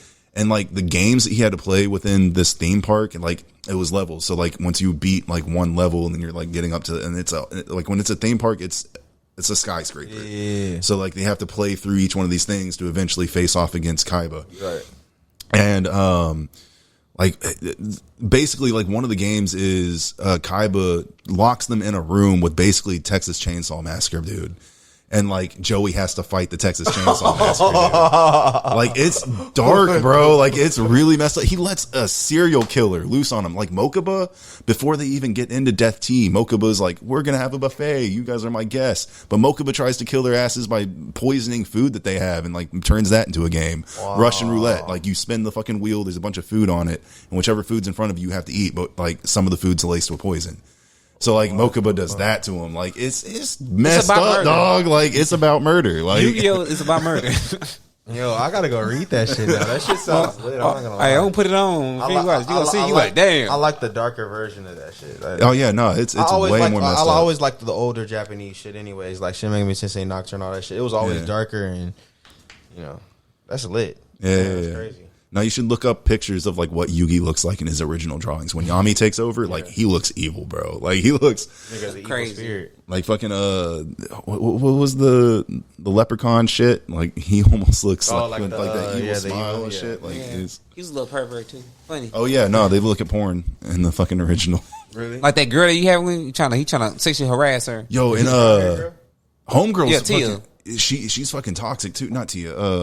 What's her name? Oh, the brown hair one with the blonde hair. No, not Mai. Mai is the blonde hair one. I'm talking about the brown hair one, the original one. I forgot her name. But she's toxic. So like, I'm sorry, I don't mean to harp in on this shit, but this shit funny as fuck. So like, Yugi and her go to a water park, right? Because like they're just going to like some amusement water park over summer break, and like he's got a little crush on her, and she's got a crush on Yami specifically, not really Yugi. So she notices that anytime that she's in danger, Yami comes out. So this toxic bitch, this chapter dog. No, I'm not even bullshitting. She two dudes start hitting on her, and they're polite about it. They're like, "Are you here by yourself or whatever?" Like they're not even like coming on to her like that. They're just like "What's up? Like you want to go talk?" So, like that's it.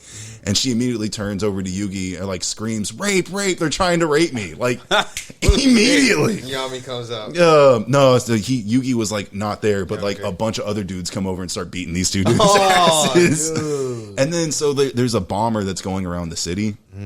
And he ends up being at the amusement park, and she hears that the bomber's threatening this Ferris wheel. Bitch gets on the Ferris wheel in order to trick Yami. Ended up coming out to save her from getting blown up. She almost blows herself up just to get Yami to come out. Like, bro, she want that dick back. Shit, what? That's crazy. Well, anime is something else, boy. I am learning a lot on this episode. I'm about to do some research after this, man. Crazy. Yeah, nah, man. It's some Kenichi shit. That shit wild. What have you been keeping up with? A lot of lame shit. Really, Digimon. I'm really stuck on Digimon. You finished Shaman King? Oh, yeah, I finished Shaman King, but I guess I gotta rewatch the original Shaman King because I'm kind of lost. But I feel like the original Shaman King from like it's better. Forest Kids was way darker than this one. I feel like the one Netflix made, they try to speed through. Yeah, man. They after Devilman Crybaby, they was like, okay, we gotta chill. Yeah, but yeah, that's kind of weird. But they sped through Shaman King, and I'm hoping they make a season 2. But they finished it, like it's all the way finished, and the ending was like so ass because like, okay, you got Yo, and you got his brother, whatever his name, right, whatever it is, but his brother pretty much pure evil, right? What fucked me up was he been doing all this murdering, he been killing people, murdering. He becomes the Shaman King, like he becomes the Shaman King and everything, right? And at the end, to defeat this guy, all he wanted was his mama. And that was the ending. I was like, what? Like, so he beat him. He just wanted his mom back. No, like to beat him, cause like he was like, cause he made his soul travel over so many years that he was the ultimate soul. Yeah. So pretty much they couldn't beat him. So they pretty much had a talk with him and be like, yeah, what's the real issue with this? And his mom came and like, it was like, I've been here with you the whole time. You just been killing for like no reason because your soul because your heart wasn't in the right place. You know what I'm saying? Like some real stupid shit. And now I'm you're like, forgiven. No, for real, because that's how I felt about the end of Naruto. To be honest with you, I hated that twist at the end. I still don't like that. But Shaman King was like, it was so like heartbreaking because they went through a lot of dumb shit. Like they died multiple times and killed a lot of people, a lot of innocent people. A lot of innocent people died over the years over this bullshit. Just because he was upset that. Like in real life, his mom died, and he had to live with that shit. And then even after he passed on and got to the spiritual world, he still wasn't able to like reconnect with his mom. I mean, and it took thousands of years for this shit to rehappen. That's a bad story. That's a bad story. It's not great development. Y'all keep up with y'all ever read Hunter x Hunter or watch Hunter? Hunter x Hunter. Yep. Is it coming? The manga's back? coming back. Yeah. Is it official now? Officially, the manga is coming back. I don't know when the release date is. I know he made a Twitter account and all that shit. I mean, it's the same dude that did Yu Yu Hakusho. Yeah, he's pretty good. I feel about that manga the same way I feel about Berserk, where it's just like I don't think I'll live to see the end. Like I think I'll be dead before it ends, and that scares me. Don't say that. Like, first of all, we're never getting the actual true end of Berserk because that author died. Right. Okay. So he didn't get to live to see the end. Yeah. Even though he was right there at the end too, like one arc probably away from the end, and we're not ever going to see that now. Damn. Which is very unfortunate because it was probably the most critical. I mean, if you really know the history, Berserk is like one of the most critically acclaimed best manga ever released. Period. Like it set the stage. A lot of what Berserk did, Final Fantasy VII was inspired by Berserk. Actually, the big Buster Sword on Cloud's back, that was inspired by Berserk. A lot of shit was inspired by Berserk. You know what I'm saying? So it's sad to see that we're not gonna get the final. And then with Hunter x Hunter, that's what scares me because the author I know he was sick for a while. Okay, and I know he been in and out of being sick and shit. So here's the stupid thing about that. He be having I can't remember if it's like back pain or like arthritis or whatever, but it's like severe pain that he gets, and that's why he stops writing and drawing, and it hurts him. Doesn't he have people on his team though? That's the issue. Like, dog, you don't need to draw it yourself because he's been drawing all his own stuff. It's like, bro, you don't need to do that. Write down or just say what the story is. Somebody else can write it down for you. Somebody else can draw it for you. He probably one of the people that's bad at explaining this shit. Well, no, I think it's more of a when you create something. You know what I'm saying? It's like you want to be the one to do it. Like, you know what I'm saying? Because it's like nobody can't do it. But he could be on that crazy shit. Kira Toriyama's backed off. He's letting Toritaro. But also, Dragon Ball is way easier to me. Well, no, Hunter x Hunter ain't necessarily hard. Dragon Ball easier to create than I wouldn't even say that because they're both pretty simple art styles. in my opinion. I've been on some lame shit. It ain't like he doing. No, for real. You ever watched that anime on Netflix? Toroku Lives Alone. It's about a 4-year-old kid. He been being abused by his father, and his mother passed away. But you don't find this out until like later in the show. Right. But Toroku lives alone. He's a 4-year-old kid that got his own apartment and he lives alone. And it's governed. Is you find out that it's governed by the government that he lives in his apartment complex. But the whole show is that he lives in an apartment complex, and the community of the apartment complex come together to take care of him. And also, he goes and takes care of them, and also because like everybody's single, so it's that like sounds boring, bro. Very lame. No, it do. It sounds like the devil was a part timers better. Hey, when you watch this shit, I'm telling you, you're gonna drop a tear out your eye because the shit is sad. The shit is fucking First sad. First of all, I'm gonna be honest with you. The boy was eating tissue to survive at one point. I'm gonna be honest with you. When it comes to slice of life, I just cannot. Like I've tried so hard, and I always get recommended slice of life by my friends. All the time. It's just it's called Slice of Life. That what you're watching sounds like Slice of Life because it ain't nobody getting beat up. I'm watching all type of lame shit right now. You know what I'm saying? It ain't nothing wrong with that. You expanding your horizons and trying different things. You got to try the things. That hurt my feelings right now. No, there's nothing wrong with your taste. I'm about to watch some gangster shit when I get in the room. Nowhere. I'm locked on, y'all. You ain't nothing wrong with your taste. I'll go in my room right now and watch every Gundam series all over again. Oh yeah, that's what we grew up on. Like Gundam, like Gundam Wing is my all time favorite. Gundam Wing and G Gundam. 2 top favorites. I'm a snob, so we ain't gonna get into my Gundam files. What you got? What you got for me? No, it's just too much. We'll be here another hour talking about my Gundam shit. So, out of the Gundams, I don't know. Honestly, I mean, I saw those growing up too, but like that wasn't like my thing. You got to go out and come back for the next part. You got to talk. We got to talk about Gundam. Gundam is good. It's the only war show that you gon' like. Look, my favorite Gundam is Gurren Lagann. How about that? Gurren Lagann is That was very emotional. I watched that shit. I got Gurren Lagann in my top 15. I had it in my top. When it first came out, I put it straight in my top 5. Because I was like, bro, this is one of the greatest things I've ever seen. I think it's kind of the reason why I moved it a little bit lower now, growing up a little bit, is because Gurren Lagann to me is kind of like Fooly Cooly. It was too psychedelic. It's made by the same person. No, yeah, really, for real. I'm pretty sure. I know the art style was the same, but I didn't know. I know Studio Trigger made it. Did Studio Trigger also make Fooly Cooly? Because didn't Studio Trigger make? Let me double check. I'm pretty sure it's the same. Don't look people. at me. Well, I will say that to get to my point while I'm explaining why he looks it up, they're both to me really good coming of age stories. Also, now Gurren Lagann has a very good overall lesson in general, and I don't give a fuck who you are. If you watch that whole series and watch it to the end, you're gonna drop a tear no matter what. You're dropping a tear on the last scene where the kid is cracking the fucking nut, and you see old ass Simon after he done lost his girl, and like you're gonna drop a tear no matter what. You know, both arcs because didn't the second arc they was like living in a fantasy world that they built. Really? Was there? Oh, you're talking about I'm talking Gurren Lagann. Yeah, Gurren Lagann season 2. Yeah, they were living in the city. They had built the city. Yeah, it they built wasn't the a fantasy city world, but they were living in the city, and then they went against the spirals later, and then the girl dies at the end. Yeah, yeah. And then he has to it's like all the universes are coming together and shit like that. But Simon takes a step back because he lost his girl. You know what I'm saying? But yeah, no, Fooly Cooly growing up, I still have Fooly Cooly honestly in my top 5 actually. Hold on, are you watching Demon Slayer? I'm not a big fan of Demon Slayer. Yeah, that's what Demon Slayer. I'm not the big. So Demon Slayer it's cool fights, cool animation, really good animation. It's carried by Ufotable. But it's absolutely there's no character development within Super carried. Wow. It's carried by Ufotable. Let me tell you about Ufotable, bro. Ever since the very first Phase series, and they've been around longer than that, but everything Ufotable touches is gonna be good no matter what. Like the story can be complete trash, but the animation is gonna be so fire that people are going to fucking watch it.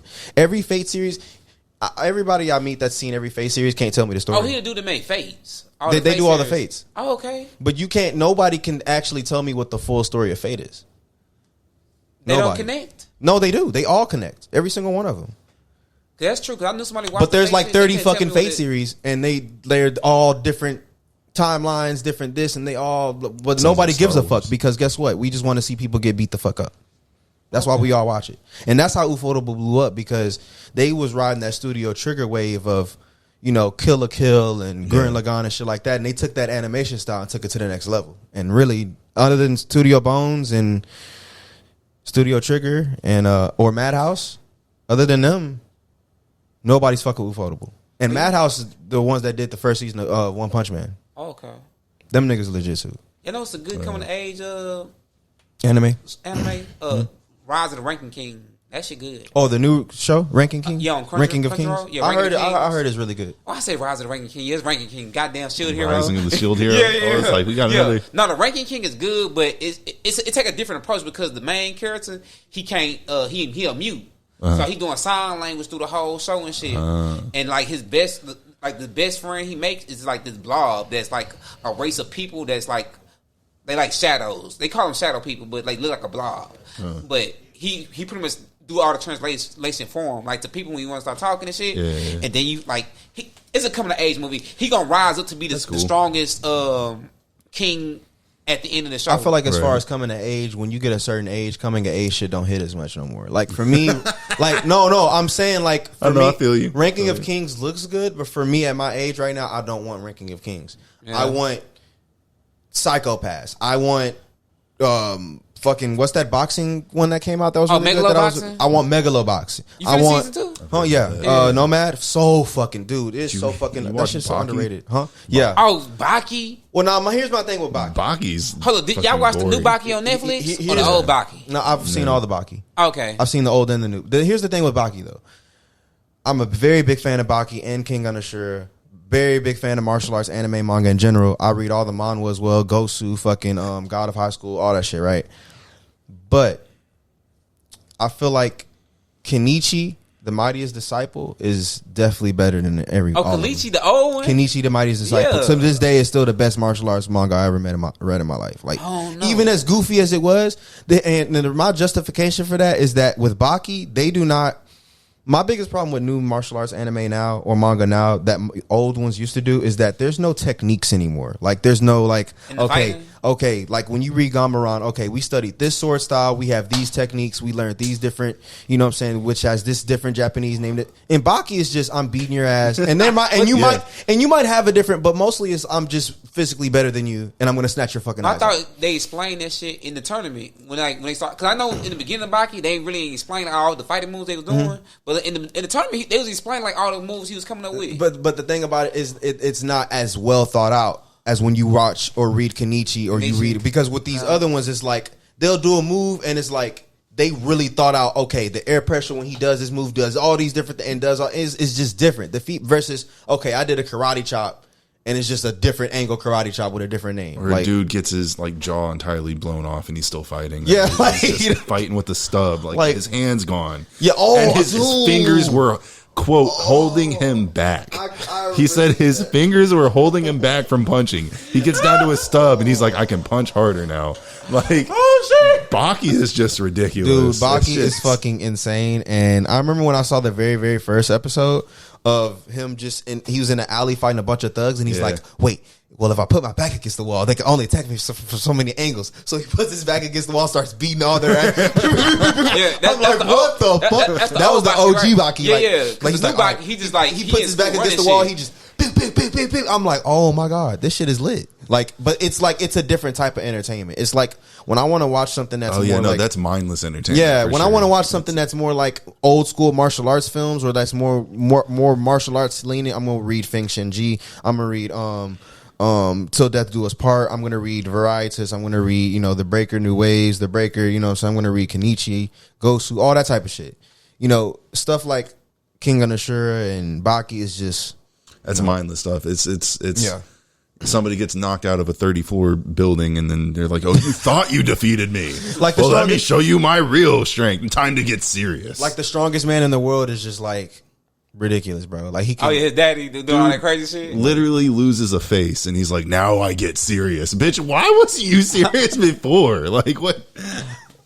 That nigga ridiculous. I guess he's supposed to be Akuma from Street Fighter, I guess is what he. Oh, his daddy? I guess that's the no. What I'm saying is, I guess his daddy is supposed to represent who Akuma is from Street Fighter. Yeah, like exactly. elements of it. Like he's supposed to. Now, why they ain't did that?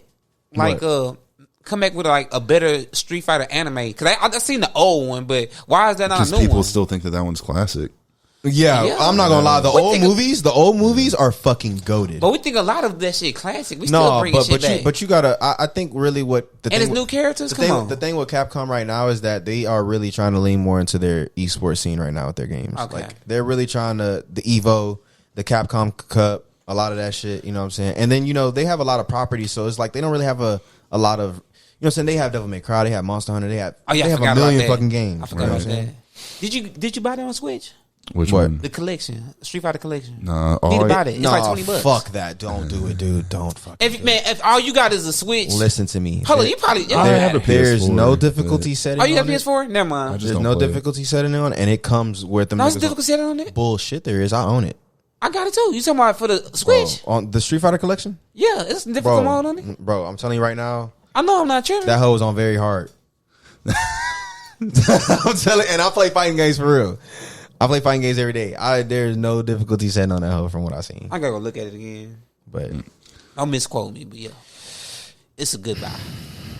And it be on sale. And Capcom about to drop a whole another fighting collection series for like on the Switch. So, my last thing I want to say, man, is just, you know what I'm saying, as far as the anime shit go, is, you know, Dr. Stone to go, bro. Like, just, I have not finished that. My brother watched Doctor it. Stone. That's your goat. no, it's not really the go. What I really wanted to really say was that It's good though. Dr. Stone, for the time period we live in, Dr. Stone is a risky anime.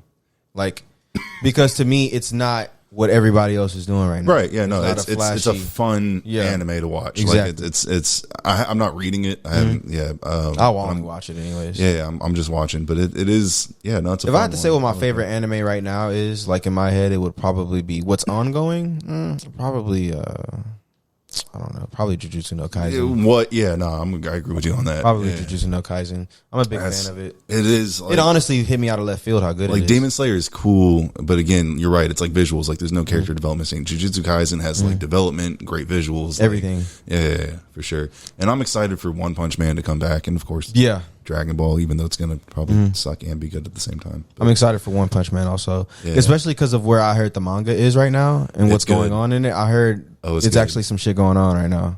It's a little bit weird. So they dropped a chapter last month, and then this month's chapter, or I guess. So the chapter before the last one that's out right now, they dropped, and then when the most recent chapter came out, they completely 180. Like they basically, which has happened before, they've like rewritten chapters, but they they literally said, "Hey, fuck that last chapter. Like we're going this other direction." With it. And it was really kind of confusing to read at first. Like I had to like look in. I was like, "What the hell?" Like they were doing this, and then now all of a sudden this is going on. And yeah, they were like, "Yeah, no," they Which is so rewrote the weird chapter. for So one, the guy that writes it, it started off as an online manga, right? So you have to like be a member of his website to read the actual manga, which is his crew drawings. They suck. The guy that draws the One Punch Man manga for Shonen Jump, and where they're at right now is actually, I don't know if you're familiar with the old football manga, I Shield 21. I Shield 21, yeah. It's the same. That's the same author. Oh, The really? same, artist. Yeah. Shit. But yeah, no, and he's phenomenal. He's really fucking good. Yeah, he is good. But anyways, yeah, so like as they're adapting what they've done from the online manga to Shonen Jump manga, he's going like slightly different directions from my understanding. I haven't read the original, but from like what I've read on forums and shit, like he's either adding more details here and there or changing things up. And so like he has in the past rewritten chapters and released, like, so if you read it now, you're going to get, it's weird. So like they'll have chapters that are like 47.5 and then this one's like 48. Yeah. So like those, like there's some like just fun chapters that he just did for the hell of it that don't have to do with the story. And then some of them are like rewrites of the same chapter that you read before, that's but an like in interesting different situation. ways. Yeah. And I don't know if it's like editors not chiming in or if like one himself is just like, you know what? Like I changed my mind. Let's actually just do that. I don't fucking know what the reason is behind the shit, but What's it'll your change. Have you ever? How big are you into sports anime altogether? I mean, obviously you watch I Shield. I haven't watched many either. But I didn't know. I like the hate. basketball I will one, not they watch play. the anime. I've read the manga. I own the entire manga. Okay, so I'm not gonna lie. My favorite ever is Kuroko no Basketball. Like, Oh no, That's that's what's on Netflix, super right? huge fucking fan. Oh yeah, that Like, shit good. I've seen it like 6 fucking times. everybody's into You that. seen the movie too? Yeah, the movie's cold. Everybody's into that volleyball one right now or whatever. Oh, Yeah, that I'm shit is hearing good, about it. too. I'm hearing about You it. watched that one? No. I watched the volleyball shit first, then I watched the basketball shit. I just watched the A Hero No Sora recently, so I have to check out this other shit. But Yeah. man, Kuroko no Basketball is just, it's like It's like Dragon Ball Z basketball. No Like, bullshit. It's so fucking good because it's like, well, how the fuck is he doing? Oh, I don't give a fuck how he's doing. But they explain it. They be doing explaining. No. I mean, they do explain how they're. It's just like in real life, it's just like That's not. there ain't no. That's fucking Ice Shield, bro. But Ice Shield's even more ridiculous. Like it's just. Is it really? Because now that actually makes me want to watch. Because No, do that's not why I watch like it. Kuroko. Read it. That's why I like Kuroko. Has anybody watched The Prince of Tennis? I know it. But I heard no, about I'm about to watch that next. That's what pulled me into Kuroko was how over the top it was. Yeah, like that's why I like it's it. so stupid. So like they have the delinquent murder method, which is just grabbing somebody by the sleeves and ripping them down. Damn, Like that's okay in the world of Ice Shield 21. They got a guy that can jump so high that he floats on air, and he just fuck. it's I gotta stupid. check that But shit. then the anime takes it even farther. So like they got the 40-yard magnum, which is their kicker. He can kick 40 yards, and they're all impressed about that. Like he can kick a field goal 40 yards. God, man. And but like in the anime, I saw an episode. This is what made me turn the anime off. I just watched like one episode, and it was like somewhere in the middle. And I was like, I'm not gonna watch this shit. The manga is like cool. I can like let go of the certain bullshit, shit, but yeah. like this one.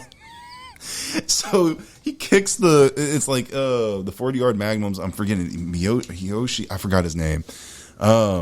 But it's his debut into the game. He's playing for the Diamondbacks, whatever the fuck, the Diamond Devil Bats, and or Demon, whatever.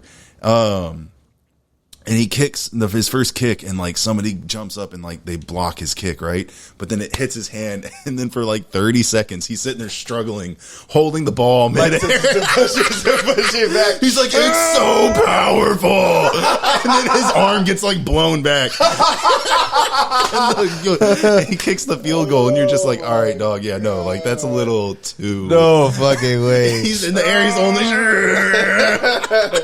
I gotta check that out. No, That's hilarious. go look up. Yeah, bro. If you do watch the anime, just go to YouTube. I gotta check and out look up Ice Shield. scenes. Like I gotta check out Ice Shield. So bro. stupid. I gotta read it. I honestly prefer to read anyways than to watch most things because a lot of times I like to see what the original author intended, but also I feel like there's a lot more manga than there is anime, and there's a lot more good manga that don't get animated. You know that you sure. just That is hear true. about. You know what I'm saying? There's a lot of shit that I've read that I know will never get animated, but it's so fucking like good. Chainsaw Man. Oh yeah, I mean, that actually, might- anyone. he's coming. No, Yeah, it's got confirmed. But finally. it's Yeah. wild that like that. I didn't think it would. That a manga right now is so popular that like.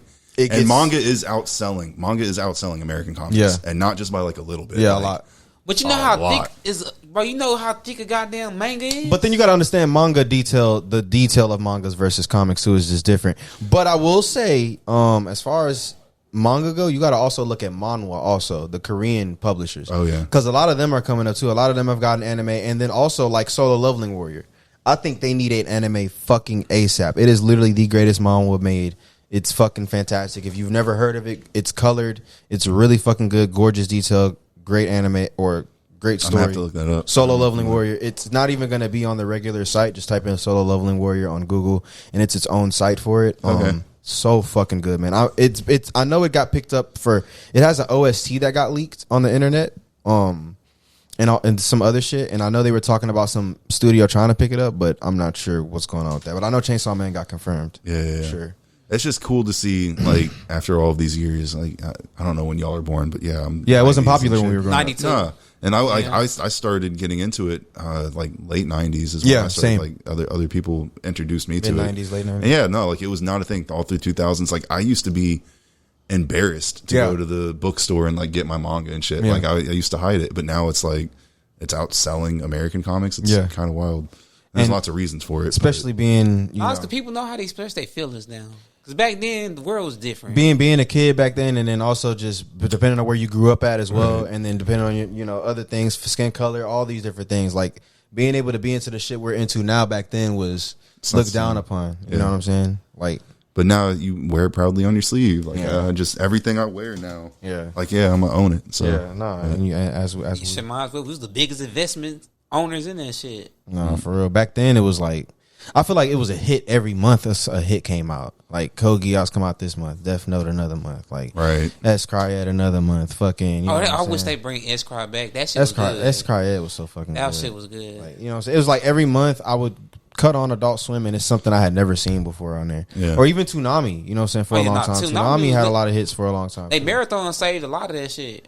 Dragon Ball saved Toonami technically. To be honest, honestly, I feel like also saved itself. That's what I'm saying. I feel like they saved each other. You know what I'm saying? I feel like Toonami being able to broadcast Dragon Ball Z across the West was what made it so popular in the West. Because it was airing on regular TV before that. Like I actually remember growing up before I even super got like early 90s, before I super got into like anime and manga from other friends. One of my best friends growing up, his dad was watching Dragon Ball, and I used to come in like they'd be watching it on. I don't remember if it was like Fox, but like regular TV at a certain time it came on. And I remember seeing the Cell Saga like when it was first being released in the US, like way before Toonami was a thing. My uncle was getting the VHS tapes. My uncle was getting the VHS tapes. Do you go to the website, Toonami Aftermath? Nah, now for Dragon Ball specifically, I go to they have Dragon Ball-official.com. Like they have their own official website, and I go check shit for that on there. Yeah, cause like if you bored, Toonami got like a server where it's called Toonami Aftermath, where they just play like all the Toonami, like all anime classics. But it plays like TV. So like while you watching, they have a commercial break with the Toonami shit like playing. And shit. So it's pretty cool. Oh no, I don't like commercials. I mean, it's not real commercials like the Toonami shit, but it's YouTube commercials. Cool. No, not YouTube commercials. It's like remember Toonami dude used to have his own like little breaks, and he would talk to like the hologram robot. Actually, that's kind of lit. I might hop on that. Yeah, I'll probably put it on. Because I remember Samurai Jack was fucking lit on Toonami. Bruh. Oh, it's still lit on Aftermath too for sure. No, Samurai. I own the entire series. I own all of the comics. You got the Funko Pops too. I don't do Funko Pops, but I actually some of the manga that I have, or not manga, the comics that I have. So you say manga right now. The comics I have are like signed by the artists and stuff. Gendy Teravatsky is one of my favorite animators of all time. He's got a show out called Primal. Go watch that shit. It's about that's the same dude. The caveman. Yeah, I seen it. Yeah, tooth or Spear and Fang. I need to finish. It's on HBO Max. Yeah. It is, and the 2 seasons are out, and it's go watch Primal. Primal is phenomenal. But that's so I have a random question since we're still here. How do you So I read all of the Invincible comics recently. Oh wow! Have you read them all? I've read most of it, and I know what happens. Yeah, okay, at the end. Invincible. That's that show on Amazon. Mm-hmm. Yeah. Who on let me see that account? Image. I need to watch it. I need to watch that for sure. But yeah, so how do you feel about it? I mean, what's your opinion as a the show as a comic, or the comic? The comic, because it is different. The comic is yeah. I'm curious about how like they're going to touch on certain in points the show that I don't know if we can, because like is that spoilers and people bitch about that stuff now. But like there are a few scenes that like notoriously, if you read the comic, like everybody's like, how are they going to handle this? The Anissa scene, for a big one. You know what I'm saying? I'm curious about that as well. But yeah, no, I mean they definitely made changes to the comics, such as like race swapping Homegirl, the girlfriend. That was, and like how they handle and stuff. It's whatever. I don't feel like it does anything for the story. I didn't mind the race swap so much as I minded the way she acted throughout the show. Right. I thought, because she didn't act like that in the comic from what I you know what I'm saying? So it was like, it was so weird to have that. It just made me hate it. They wanted to make, I don't know. They wanted, I guess they wanted to set up for the alley-oop for old girl, maybe. Yeah. Right. Later. Like at some point. But yeah, so there are, I mean, that's arguably like a big change from the comic. Yeah. But I mean, overall, no, I'm really excited. And I think that Amazon and even, why is my mind going blank? Like, really, Amazon is doing wonders for like third-party publishing companies, which Image is arguably, again, like you can argue between it and Dark Horse being like the top 3 or top 4 with Marvel and DC. Mm-hmm. Right. But then you have The Boys, which is put out. Is that Boom? And I read all of that also. Yeah, that's really good. And the ending was that's fucking way insane, different. I haven't even Are watched you watching the new season? Boys is fucking. I haven't seen the latest. Oh season my yet. god, is bro! it good? Yeah, I've only watched the first episode, and it's intense. It's intense. I know they were going in a different direction. Like I know, in the comic, but. Yeah, different set aside. Like because like the comic gets super fucking gross and gory, and it does and shit that they do.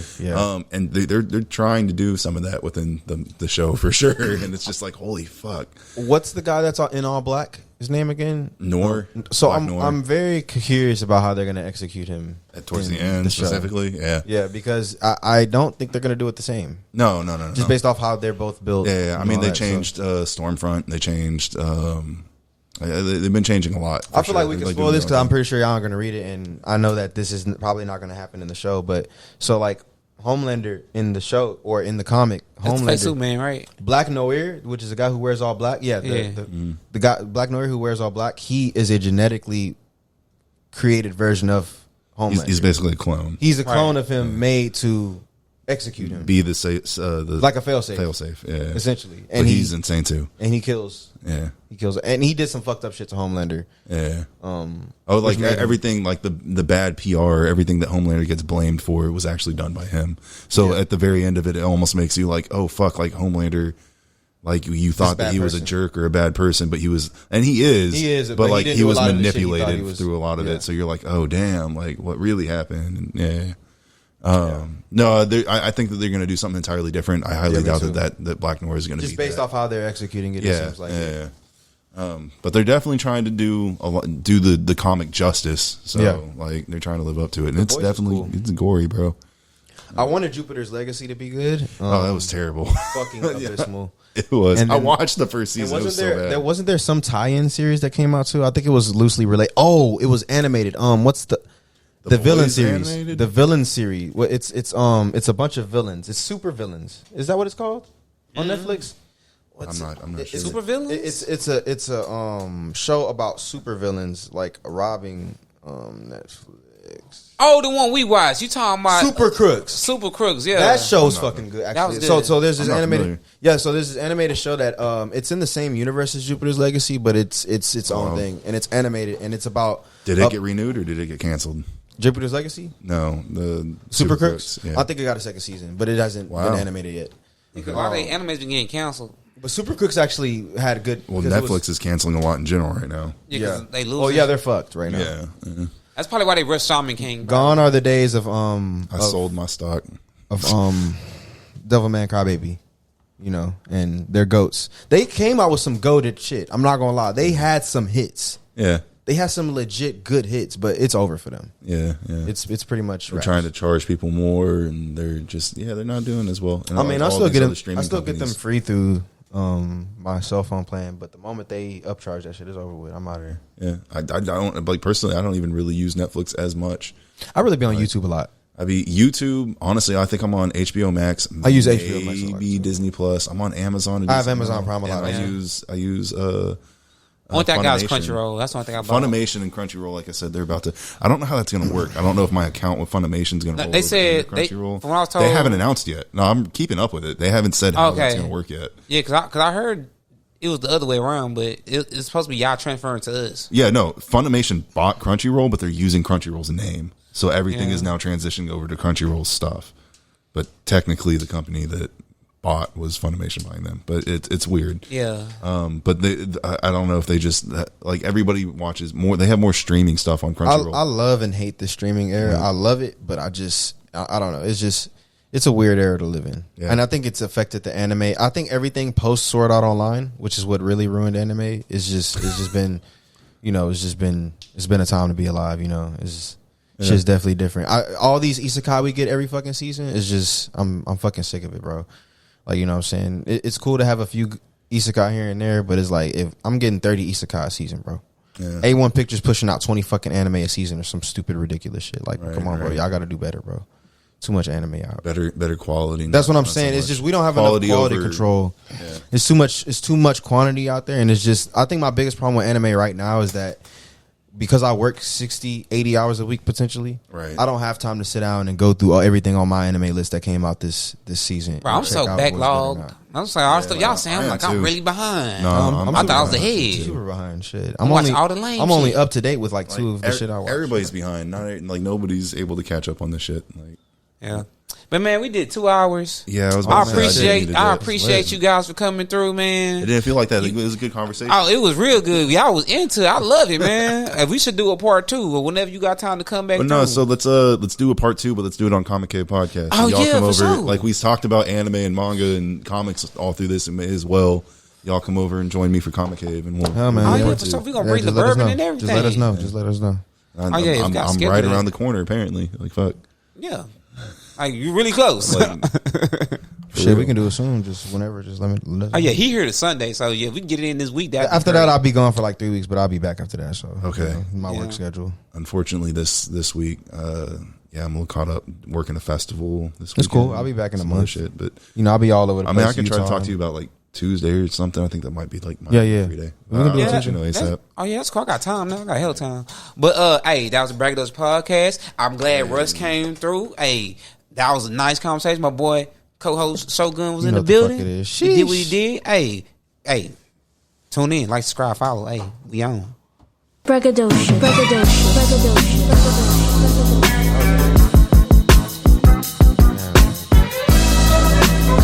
No, for real though. No, I'm definitely down to do it. Braggadocio.